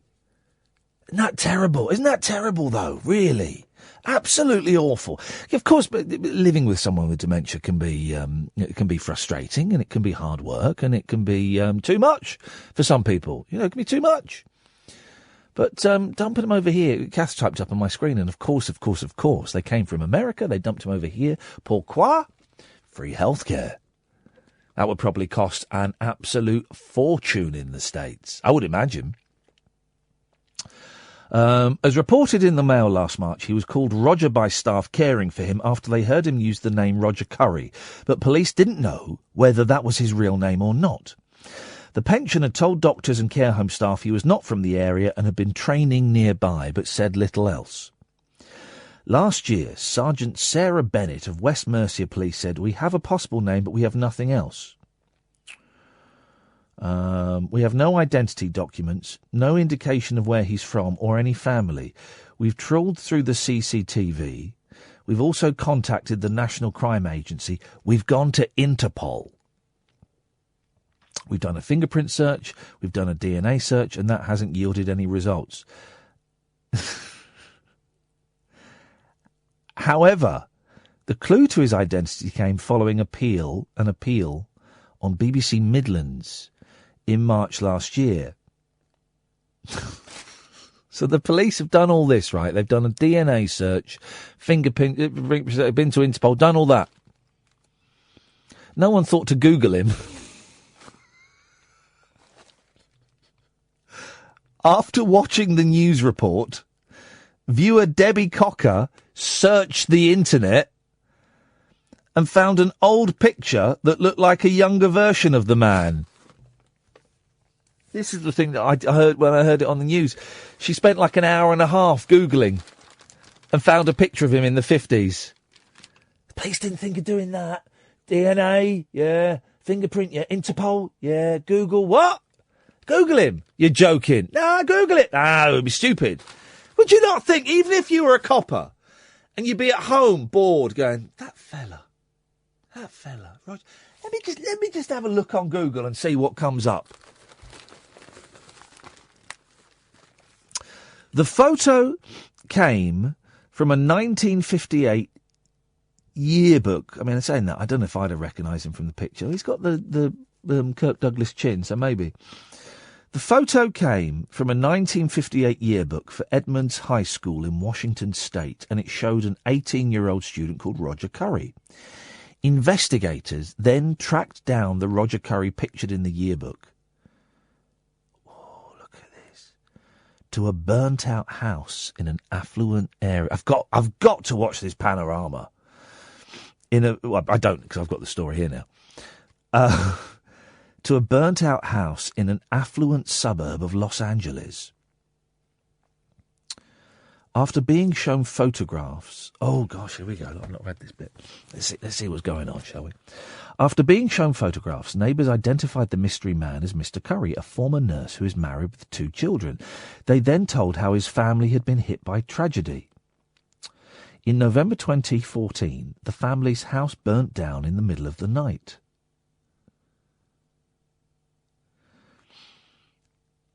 Neighbours did not see them again until August 2015, when they found Mr. Curry and his wife, who is also ill, camping out in the yard of their burnt-out house. Oh, gosh. Their son Kevin had been bringing them food, and they appeared to have been locked in behind the fence around the house. Neighbour Xenia Leon told Panorama that emergency services were shocked by what they found. Oh, dear. She claimed they overheard the couple discussing what had happened and said of Mr. and Mrs. Curry they were talking together, and they said they were here the night the house burnt down. Miss Leon said Mr. Curry was upset about his circumstances, adding he was in tears. This is a big burly macho man in tears, saying, who does this to their parents? This is sending chills down my spine. Kevin Curry told Panorama, which was screened last night, that he had nothing to do with the abandonment of his father in England. He said his father became ill when they were visiting England on holiday, and that he asked a friend to take him to hospital, but he could not explain why he'd left Mr. Curry in England for 8 months without telling anyone who he was.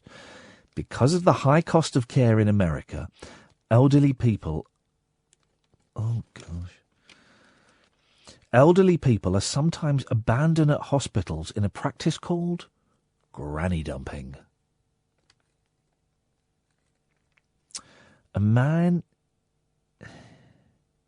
Well, this is an intriguing last paragraph, which we can't dwell on too much. A man in his 50s from Taunton, Somerset, was arrested last April on suspicion of kidnapping Mr. Curry. He is on police bail. Oh, he's not been charged, so we can say what we want. Can we? Don't know. Best not to, just to be on the safe side. Granny dumping. Imagine, in what until about 10 days ago was the greatest country on the planet. They have a thing called granny dumping. Flipping heck! It makes sense, of course, because I imagine that well, because of the high cost of care in America. So the family have to pay for all care, do they? Gosh. Being someone who has seen how much care costs and how much... Well, how would that... Well, so what, do they have to pay for all of it then? Even if they're... I don't know. What a mess. What a mess. Flippin' heck. 0344 499 1000 is the telephone number. Here's something, and I knew this would be a flop. I knew it would be a flop. I called it out, and I called it out, and I called it out, and people kept going, no, it won't be a flop, it'll be good. No, this time it's different. No, Sky are behind it. No, Sony are releasing games for it. 3D TV. It's gone. Good. I knew it. It looks wicked, right? Of course it looks wicked, but and I even toyed with the idea of buying a 3D TV, and they cost like $5,000, and then you had to buy the glasses at about 70 quid a pop, right? And I kind of toyed with it back in the day, but I'm glad I didn't, because they've pulled the flippin' plug on it. Once described as the future of home entertainment, it looks as if 3D TV has gone a bit, well, flat, ha, jokes. In a sign that the technology could be heading for the scrap heap, LG and Sony, the last two major manufacturers, have announced they will no longer make 3D sets. I did see one through, because I had to do a report for the One Show. The One Show. I did reports for the One Show. And they were soul-destroying. And they could take like 2 days to film. 400 quid for 2 days' work. I mean, in the great scheme of things, it's all right. But I remember we had to go, where did we have to go? We had to stay somewhere and film a thing about, we had to film a report on the people that replace electricity cables when they fall down. Flipping it, it went half boring. And then we were there for extra long because the director, who I thought was a bit of a knob, wanted to go and visit his family who lived up that way. Flipping heck. I mean, really, I got booted off. I got booted from the One Show once I'd phoned up 5 Live and had a go at Dwayne Chambers. Margaret Thatcher's daughter, whatever her name was, got booted off after using the N-word in the green room, and then someone else got booted off for being sexually inappropriate. At least I wasn't the sexually inappropriate person with the wandering hands. Deary, deary me. But I did a report on the One Show about 3D TV, and there was one that was brilliant where you didn't need the goggles for it. You could sit there and watch it, and it was 3D. But it had a tiny, I think the phrase is convergence point. So you had to be, only one person could see it in 3D, because you had to be sat in exactly the right position for it to work. And if someone was sat, even if they were sat right next to you, it wouldn't work. So that didn't take off. Samsung, the only other significant maker, stopped last year. A lack of quality films and programmes using 3D is thought to be a factor, as well as people being reluctant to sit in their living rooms wearing chunky 3D glasses. The spokesman for Sony said, listen to this for complete mumbo-jumbo. Based on market trends, we decided not to support 3D for our 2017 models. Manufacturers are now focusing, here we go, on newer technologies such as high dynamic range, which displays a richer and more detailed palette of colours. Does it, F? Does it? Of course it doesn't. A telly's a telly's a telly. 0344 499 1000. Late Nights with Iain Lee on Talk Radio. Unmissable late night radio with the original king of unconventional conversation. Make contact with Iain Lee. Late Night Iain Lee on Talk Radio. We'll get you talking. The text page on the Daily Star, it's called Text Maniacs. It's the weirdest page, isn't it? It's a really weird page, partly because there'll always be a woman in her pants on it. And there's always a woman in their pants on it because someone's texted in saying, please can you do a pic of Fern McCann? Love her sexy body. And it's signed by Admiral, and there's a picture of Fern McCann. And she does indeed have a sexy body. There is no denying that. But why not just Google it? Why? Why would you text in? Why not just Google it? Good to see, this is from Duffy. Good to see Madness have not forgotten their roots. A real band, real music, real nice. What? Who's making that noise? Is that me? Oh, it's me. God, I got scared then. I thought there was a rat in here. There's a bit of paper that I was unaware of was rubbing against another bit of paper. I thought there was a rat in my kitchen. That's UB40. Deluded Derek in Darlington has texted him. If all the world's a stage, then where the hell does the audience sit? Now that's actually wise. How much do these cost? 25 pence plus network rate. Same as us, so that's good.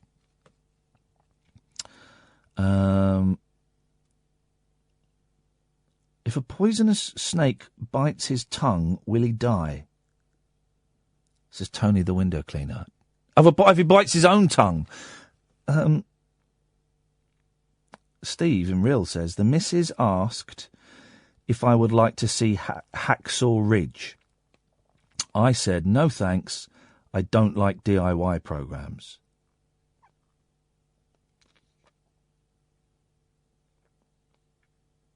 Then listen to this. This is a text that someone sent in. This is a very involved text. Reference J-Star Cockney Rebel. When I was a cub, me and my mates used to collect the empties of lemonade bottles, etc., to get the deposit back on them. We made extra money and kept fit. I can't see the kids these days doing the same thing. For a start, they're too lazy. And secondly, the police would make sure the kids were charged with theft so as to keep the crime clean-up rate higher. Used to get 5 bob back for soda siphons, if I remember rightly, says the bear. What? What? Why would you text that in? And this is a nice one from Asymmetrical. So sorry to, number 2, hear of the death of John Hurt, one of our finest actors for, number 4, decades. Should have been knighted years before he was. Thank you, Sir John. R.I.P. Obviously, the letter, you have to do the letters R.I.P. there. It's just a weird thing. Well, I mean, obviously they do it because they make a few quid out of it. Fair play to them. But it seems a very strange thing. Oh, here we go. And here's a picture. Pics appeal. Want to appear in your favourite paper? Send us a pic of you and your mates with celebs. Email the photo with details of who's who in it and where you were.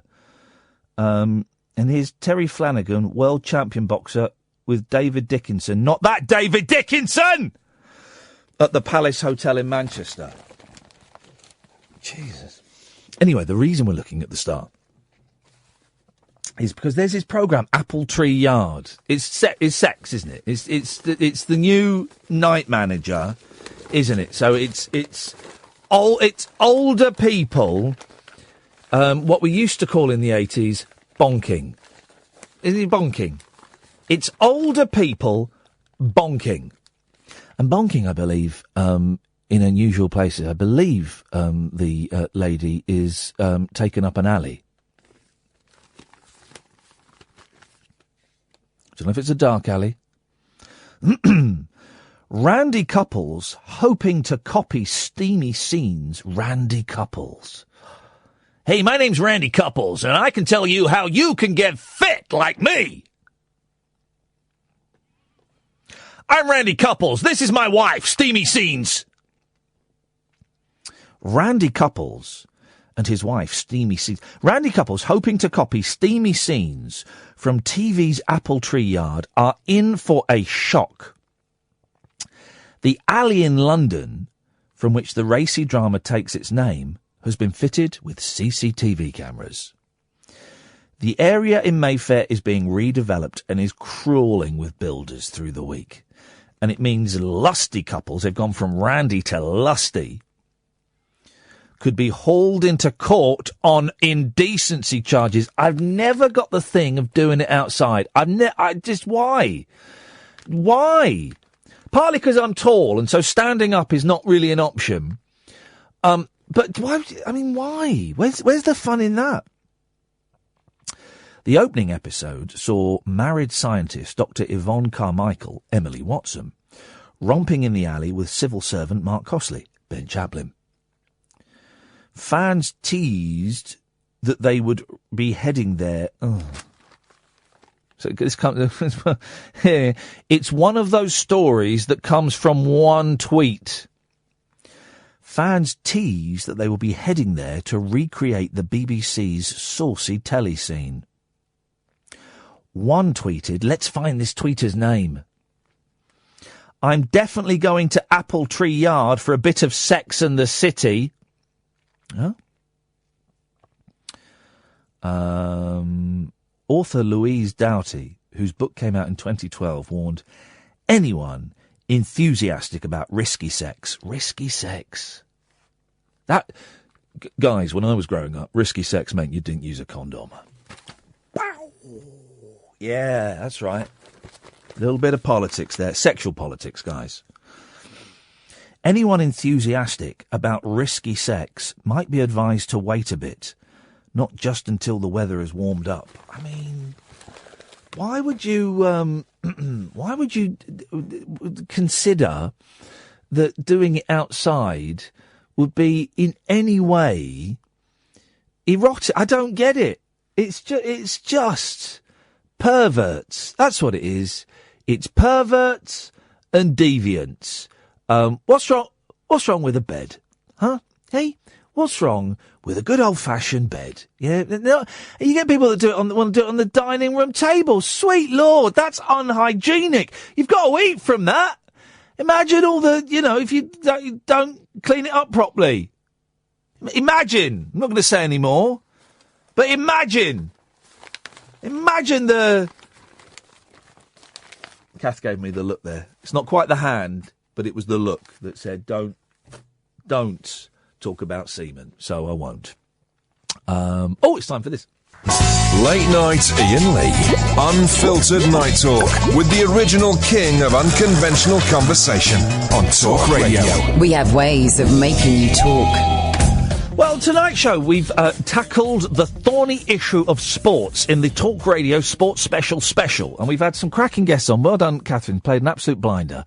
And has got some proper superstars. Coming up, you're going to hear a chat I had with Tanni Grey-Thompson, who has won, I think she's won like 11 Olympic golds.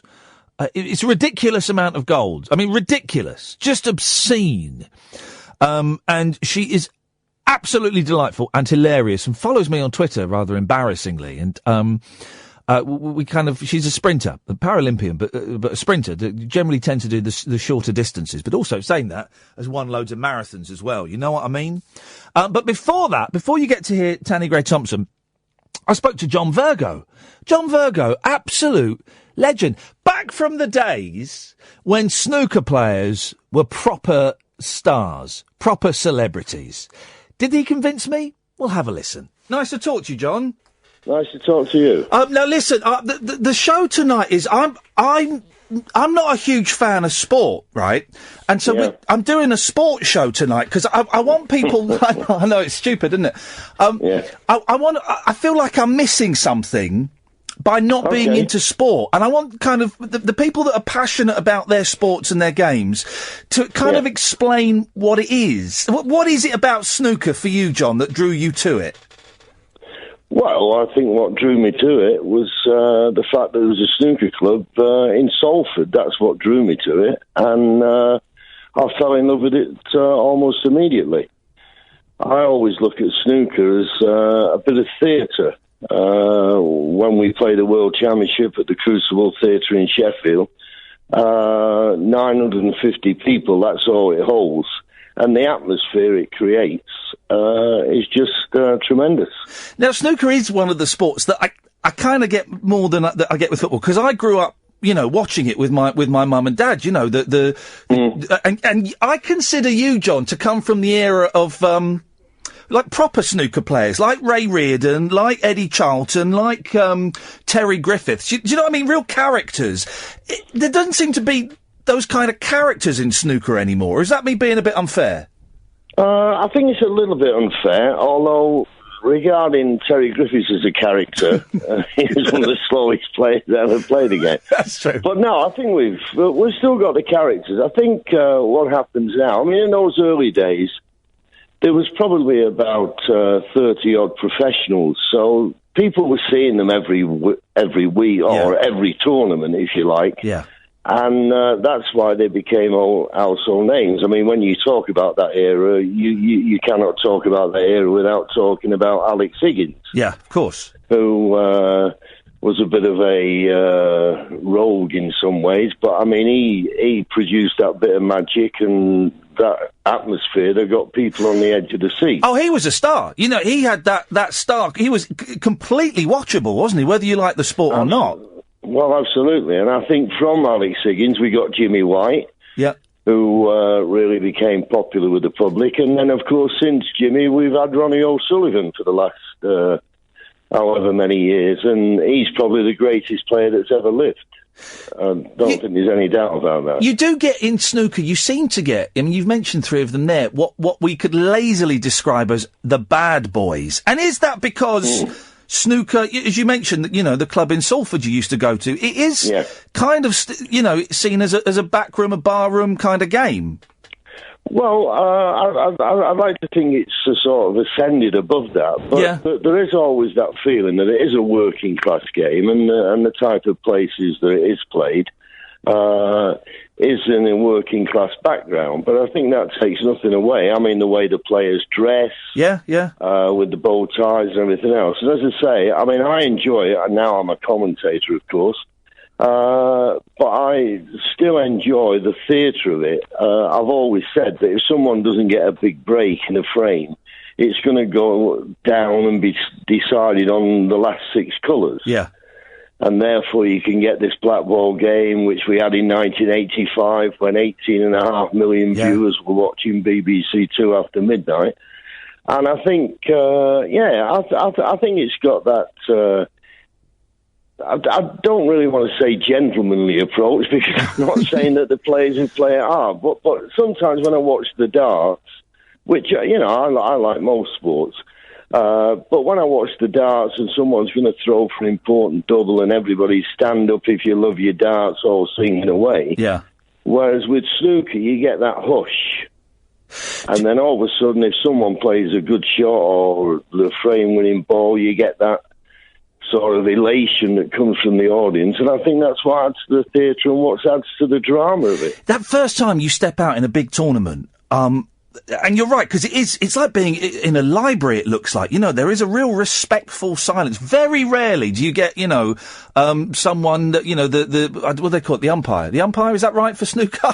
The referee. The referee, I'm sorry. The one with the white glove. The fella, yes, the guy in charge. Very rarely. Someone wrote in once and said if it wasn't for that fella with the white gloves putting the balls on the spots, the game would finish a lot quicker. Very rarely do they have to step in and quiet the audience. So, do you remember the first time in a major tournament you stepped into the arena and what that was like? Yeah, well, I think you get experiences. I mean, for example, if you only got to talk to Steve Davis. When he would have played Alex Higgins at the Wembley Conference Centre, and considering that Steve is from London, and I played Jimmy White in the Wembley Conference Centre in the Masters, and just as you're about to hit the ball, you'll hear someone shout, "Miss!" Really? Oh, yeah. Wow. I mean, that's how... But that's only an odd one. I mean, it's not that many. But you do know when you're playing the likes of Alex Higgins, Jimmy White, and of course Ronnie O'Sullivan today, when they play at the Alexander Palace, everybody knows that they're only rooting for one man, and that's going to be Ronnie. Yeah. You obviously kind of developed a lovely little sideline in doing the trick shots and the impressions. I remember watching that again when I was a kid. How did that kind of aspect come about for you? Well, that maybe substantiates what you're saying. I mean, there were a few characters about that. Yeah. There was Ray Reardon, John Spencer, Terry Griffiths, Alex Higgins, and they were all there. I remember getting in trouble once when somebody asked me, did I have any new impersonations? And I said, well, Steve Davis is winning everything. Everybody's copying him, which was translated in a newspaper headline just before the World Championship. But I said, John Virgo says Steve Davis is ruining the game. I wasn't saying he was ruining the game. He might have been ruining my act. He wasn't ruining the game. So you've got to be careful what you say, But... no, I think the impressions came from the fact that there were quite a few people with quite a few mannerisms, where agreeing with you today, I think most of them now have watched the top players, the ones who've had great success, and they follow that sort of type of technique. But you would like to think that, I know for a fact, a lot of young Chinese players coming through. The game's very popular in China. And apparently someone was saying that nobody uses a rest anymore. They all, if they're right-handed, they play shots left-handed, like Ronnie O'Sullivan. Oh, really? So, hopefully there'll be a few characters come out of that era. Do they still do that thing, John? I used to love it when they get the cue with the extension and they'd screw in like another foot or... Yeah, they do that, yeah. They never had that in my day. We used to have to use the the long queues. Why we have never thought of an extension, I don't know. The first players I ever saw who used these extensions were the Canadian players who played with two-piece queues, whereas in England we were basically one-piece queues players, you know. Yeah, yeah. And of course, Big Break, which... How many series did Big Break run for? Oh, we did nearly 200 shows. Flippin' heck. Yeah, I know, and it was quite amazing, the response it got. I mean, it was huge. We peaked at 13.9 million on a Saturday night, you know. And that is, you know, X Factor and Strictly would love to get figures like that. Yeah, I suppose it's a different world now. There's a lot more TV channels, but yeah, I mean, it was excellent, and you didn't depend on people ringing in to... you know, to pay for the programme. And working with Jim Davidson was fantastic. Oh, I bet. Very funny man. And all the players who came on, Steve Davis and the likes, were absolutely superb, you know. So they got involved. And as I say, the viewing figures were fantastic. You've moved into the 21st century, John. You've got an app. Do you know what an app is? No. I thought not.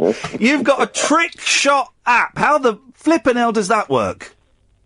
Well, I have seen it, and someone said it's very good.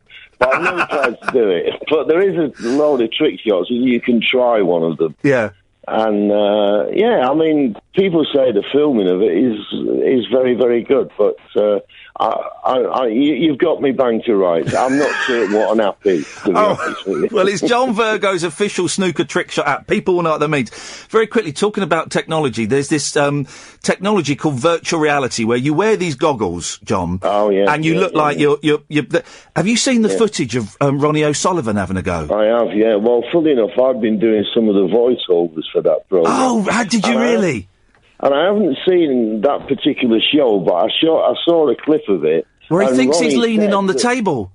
Yeah, but Ronnie said you get so involved. He said, you think there's a table there? He put his hand down and fell on the floor. It's such a beautiful clip. He leans forward to take a shot that's not there and just falls flat on his face. Oh. Yeah, but you can imagine doing it, can't you, really? Yeah. So, John, you're keeping busy. You're doing lots of commentary and stuff. I'm doing my commentary, and I'm in the middle of writing my autobiography. Oh, brilliant. When's that coming out? Do you know? Well, hopefully I'll have it finished by March, and then it'll be released sort of October, November. Brilliant. John, when it comes out... It's going to be about gambling, but I was sorting to just one about my life, so... Why was it going to be about gambling? Were you a bit of a gambler back in the day? Well, I think any snooker player who's brought up in the snooker club, you know, you gamble if it's only who pays for the lights, you know. Yeah. But yeah, it's all going to be in there. There will be a few little gambling stories of some of my colleagues and this, that and the other. Yeah. Oh, John, well, listen, when it comes out, we'd love to get you back on to have a chat about it. Ian, that would be lovely. Nice one, mate. All right, listen, thank you so much. I really appreciate your time. It's a real pleasure to chat to you, John. Thanks a lot. Cheers, Ian. Cheers, bye-bye. Bye. Late night Iain Lee. On air and off the leash. On Talk Radio. We have ways of making you talk. Now listen, Tally, before we begin... Well, no, we are beginning. This is the beginning. I don't know what I'm supposed to call you, and I don't want to do it wrong and offend you, so I don't know what I'm supposed to say. Okay, so the serious title is you can either call me Baroness Grey Thompson or Lady Grey Thompson. But actually it's Tanny, because the other two sound a bit too strange. But on your, like, Barclay card or your credit card, does it say Baroness or Lady? Yeah. Of course it does! And who could argue with that? Of course it does. That must be a wonderful feeling to know that and have that. Yeah, it is. I mean, it's all slightly strange. I mean, with the title, so all the other titles you get, you know, Sir, Dame, all those things, don't kind of come any responsibility. Being a Baroness comes with an absolute shed load of responsibility because it's a working title and you have to be in the Lords and you have to contribute to legislation. So it is quite cool, but the staff here have to call us by some... we're very formal, so we call our staff Mr. Jones, Mr. Pitt. Yes. And they sort of call us my lord or my lady. Oh, fantastic. What? It's like stepping back in time, isn't it? It's wonderful. Yeah, it's quite hard not to say it without sounding like Little Britain, like my lady. But No, we have a lot of rules here. So we have rules for what colour carpet guests can stand still on at certain times of day, and it only becomes afternoon when the mace is in the chamber, which is a different time of it. So there's loads of funny rules. Hang on, are you joking about the carpet? No, absolutely serious, yeah. So blue carpet at the back of the chamber, guests can't stand still when we're sitting, because that's basically where peers go for a chat and a negotiation, a bit of a gossip. Oh, okay. Isn't that I'm not selling the place, am I, really? No, I love it. I love it. Anyway, listen, that's a conversation for another day. Let's get down to basics, Tanny. I don't like sports, and I don't get it. And so we're doing a whole show of sport, and we've got some brilliant, sporting heroes and sporting legends. And I'm trying to hope that at the end of the 3 hours, I might have a bit of the passion for sport that so many people seem to have.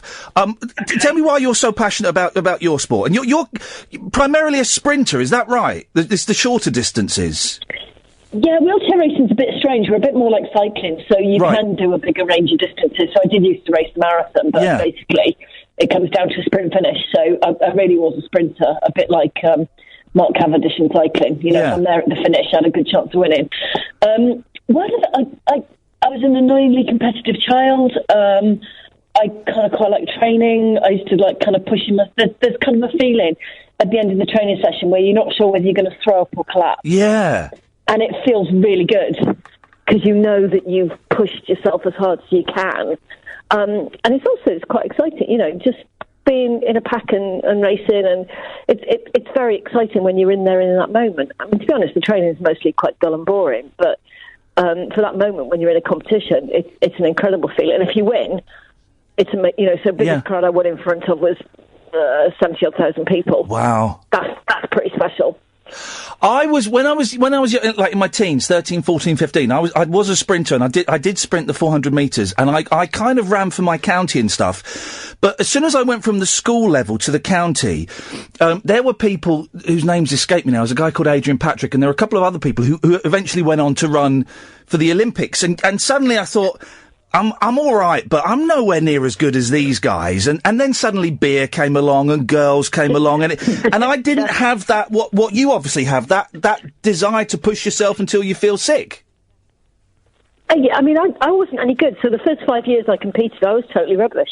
Really? Nobody looked at me and thought I was any good. And then I did make a big jump when I was 17. Right. And that's because I've been in the club and I was training, and I was kind of probably a bit dull and boring. But for me, it was never a sacrifice. It was always a choice. It was always what I wanted to do, and it was the most important thing until it wasn't the most important thing, and I went off to do something else. So I think it takes a certain sort of person, because you're training 15 times a week, 50 weeks a year, and it's a bit dull, to be honest. For this odd moment when you get to compete at Worlds, Paralympics, Europeans, all those types of things. I'm not, I don't get sports. And when the 2012 Olympics, I wasn't that bothered by it. I must have been probably the only person in the country. I love your honesty. I know. There's no point in lying. I wasn't that bothered. But my family went away during the Paralympics, and I thought, do you know what? I might as well see if I can get a ticket for something tomorrow. And, because it's going to be historical. I might as well go and see something and, see what it feels like. So I think that I got tickets for, it was like weightlifting. This was in the Paralympics. It was weightlifting, and there were a couple of other sports. I'm not quite sure what. And I did there is an amazing atmosphere. And I saw about 5 world records being broken in the space of an hour. And there is an amazing atmosphere there, isn't there, at something like that, the Olympics and the Paralympics? Yeah, I mean, and especially in London, I mean, I'm slightly biased, so I competed at 5 games and I've been to another 3 working. And London was really special, but there is something in that kind of crowd because, it's not like football, they love you or hate you. Yeah. In other sports, like weightlifting or, even things like basketball, you'll get a mix of different nationalities in there supporting. So it generally is just really positive. And London was amazing because, I think you just saw lots of people really proud to wear the Union Jack. And I mean, I went to Greco-Roman wrestling at the Olympics. I have not got a clue about Greco-Roman wrestling. Yeah. I still don't. But being in that environment where there was the cheering and the noise is brilliant. It's a bit harder if you're kind of maybe a lower league football supporter, and there's 25 of you on a cold, wet, sort of miserable Saturday afternoon. That's a kind of a different kind of passion that carries you through. But, you know, as an athlete, you want people there watching because that's what makes it, because we're all a bit egotistical. You know, you want to do it in front of a crowd, really, because it's a bit, I mean, I've been there in front of 3 people and a dog, and 70,000, and to be honest, I prefer 70,000. Yeah. Oh, I bet. It's funny you mentioned the wrestling. Years ago, about 8 years ago, me and my wife went to Japan, and we were kind of looking for things to do. I went, I think it was at the Budokan, there's some sumo wrestling. Should we get some tickets? We'll go for an hour. It's on all day. We'll go for an hour. When we get bored, we'll go off and do something else.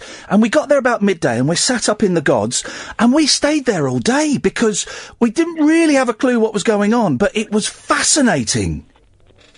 Yeah, I mean, that's when sports at its best. Yeah. You know, you find people who explain the rules, or you don't. You sit there and don't have a. I mean, to be fair, after the Olympics, I do think I'm an expert on taekwondo. I haven't got a clue, to be honest. But you know, and that's what you get sort of every 4 years. But it's whatever sport you're watching, it's got to excite you. You know, so for me, there are some sports that I love watching. And I probably shouldn't have started saying this, but there are some sports that I wouldn't go and watch. Well, you know what the next question is, Tanny. What sports don't you like? You've got to say it. Come on. So my defence is I grew up in Wales, so I grew up watching rugby. Right. I didn't watch a football game till I was 21 because it wasn't really on TV, so I still don't think I particularly understand the rules of football. Yeah. So, you know, I struggle a bit with football. I'm really sorry. I know I've just offended an absolute load of people here now. But I love cycling, I love wheelchair racing. You know, there's something where 2 people are, you know, closely contesting something, you know. So I drift between loving boxing and hating boxing. You know, you know, it's an amazing sport. There's something very primitive about boxing, and ethically, I feel I should be against it. But there is something about seeing 2 big blokes, you know, smack each other about a bit that's exciting. And you see, for me, so one of the Commonwealth Games I went to, I ended up being in a house with the English boxing team, which is a bit surreal. Yeah. And you see those guys train. And, you know, they are just hard. You know, they just work really, really hard. So I've kind of got admiration for anyone who spends a lot of time practicing, training, whatever it is, for that match or game or whatever it is. You know, there is something about seeing the work ethic that goes on in boxers. I mean, they have a really high work ethic. Yeah. Your medal tally is ridiculously good. In the Paralympics, 11 golds, 4 silvers, 1 bronze. World Championships, 5 gold, 4 silver, 3 bronze. Does it ever, and I don't mean this in a rude way, but is the excitement of winning the 11th gold as exciting as winning the first gold? Do you kind of get a little bit numb to it, or are they all incredibly special? They're all different, and I'd have to say, you know, there's probably a couple of gold medals where they wouldn't have been the best races. If I had to pick a top 10 list of best races, some of those gold medals wouldn't be on that top 10 list. Yeah. And also, everyone feels really different, but once you start winning, you kind of want to do it more. And the way sport works, you know, you get to the end of a major championships, and you've already got your plan in for your next year or 2 years. Yeah. It's this conveyor belt. So actually, I didn't really look back at anything I did until I retired, because you're always having to look forward. You're always having to improve. And, you know, the last 4 years of training for me was to knock 0.01 of a second off 500 metres time. So, you know, which is like the thickness of a bit of paper. So, you know, for me, I just wanted to win as many medals as I could. And my husband was an athlete as well. Actually, to be honest, what I really wanted to do was beat him. Brilliant. Good. But I came close. He says I didn't, but I did. I came really close. You broke 30 world records, though, didn't you? Yeah, they're kind of... There's a different feeling again, knowing that nobody's gone quicker. Yeah. And the medals, nobody can take them away from you. They're yours forever. The world records go. So, you know, within a month of me retiring, my 200-metre world record went. Oh, no. And then you kind of... I remember that was the hardest one, because you're thinking, I could keep training it. No, I can't keep training. Like, you know, I was absolutely done. The world records are amazing, because they're just lovely to know that nobody's gone quicker. And there's a couple of the races, especially around the 400 metres, that I remember every single push of the race. It's almost like you watch it back in your head in slow motion. Wow, you and can they were feel it. Probably my world records, some of those races would be higher up on the list than maybe some of the gold medals in terms, because you're always striving for perfection. I mean, as an athlete, I'm quite needy. You kind of crave information, and you want someone to tell you what was good, what was bad. You want to be better all the time. And so with the world record, there's one I broke when my daughter was 6 months old, and my husband hadn't looked at the clock. We were in Switzerland, and I came off the track and I had this massive grin on my face because I'd gone really quick. And he just said to me, the first 4 pushes were a bit rubbish. And I said, do you see the time? He went, it doesn't matter what your time was. You need to go quicker. Like the first segment, you need to go quicker. No. I was like, did you see the time? And then he looked at the time and he went, yeah, your first 4 pushes still need to be quicker. Bless him. I'm not sure whether I said bless him. I might have said something. Yeah, I bet. Bit rude. When you made the decision to retire, was it an easy decision? Did you go, right, that's it, I've had enough, or was there how big a decision is that to make? I think the hardest part is telling friends and family. So my dad thought I should retire straight after what was my last Paralympics in Athens. He just said, look, stop faffing about, go and get a real job.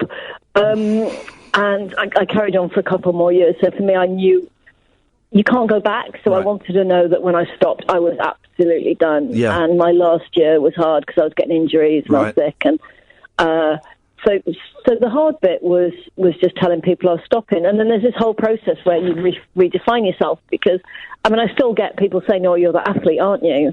You go, yeah, I retired a little while ago now, though. So it's funny, isn't it? Yeah, so the first time before Christmas, someone stopped me and said, you're that parliamentarian, aren't you? And I was like, yes! And then she told me she thought I was an idiot. But, it's how you define yourself. So I always had, lots of friends outside sport.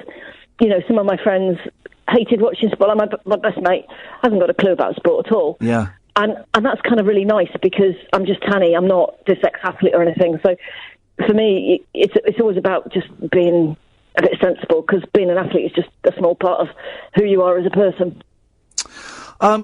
Tanny, I really appreciate your time this evening, and I don't follow many people on Twitter because I find Twitter so obnoxious, but I do kind of look at people's Twitter feeds, and I think you're very funny on Twitter, and I like the fact that you say whatever you want to say, and I find you very entertaining on there, and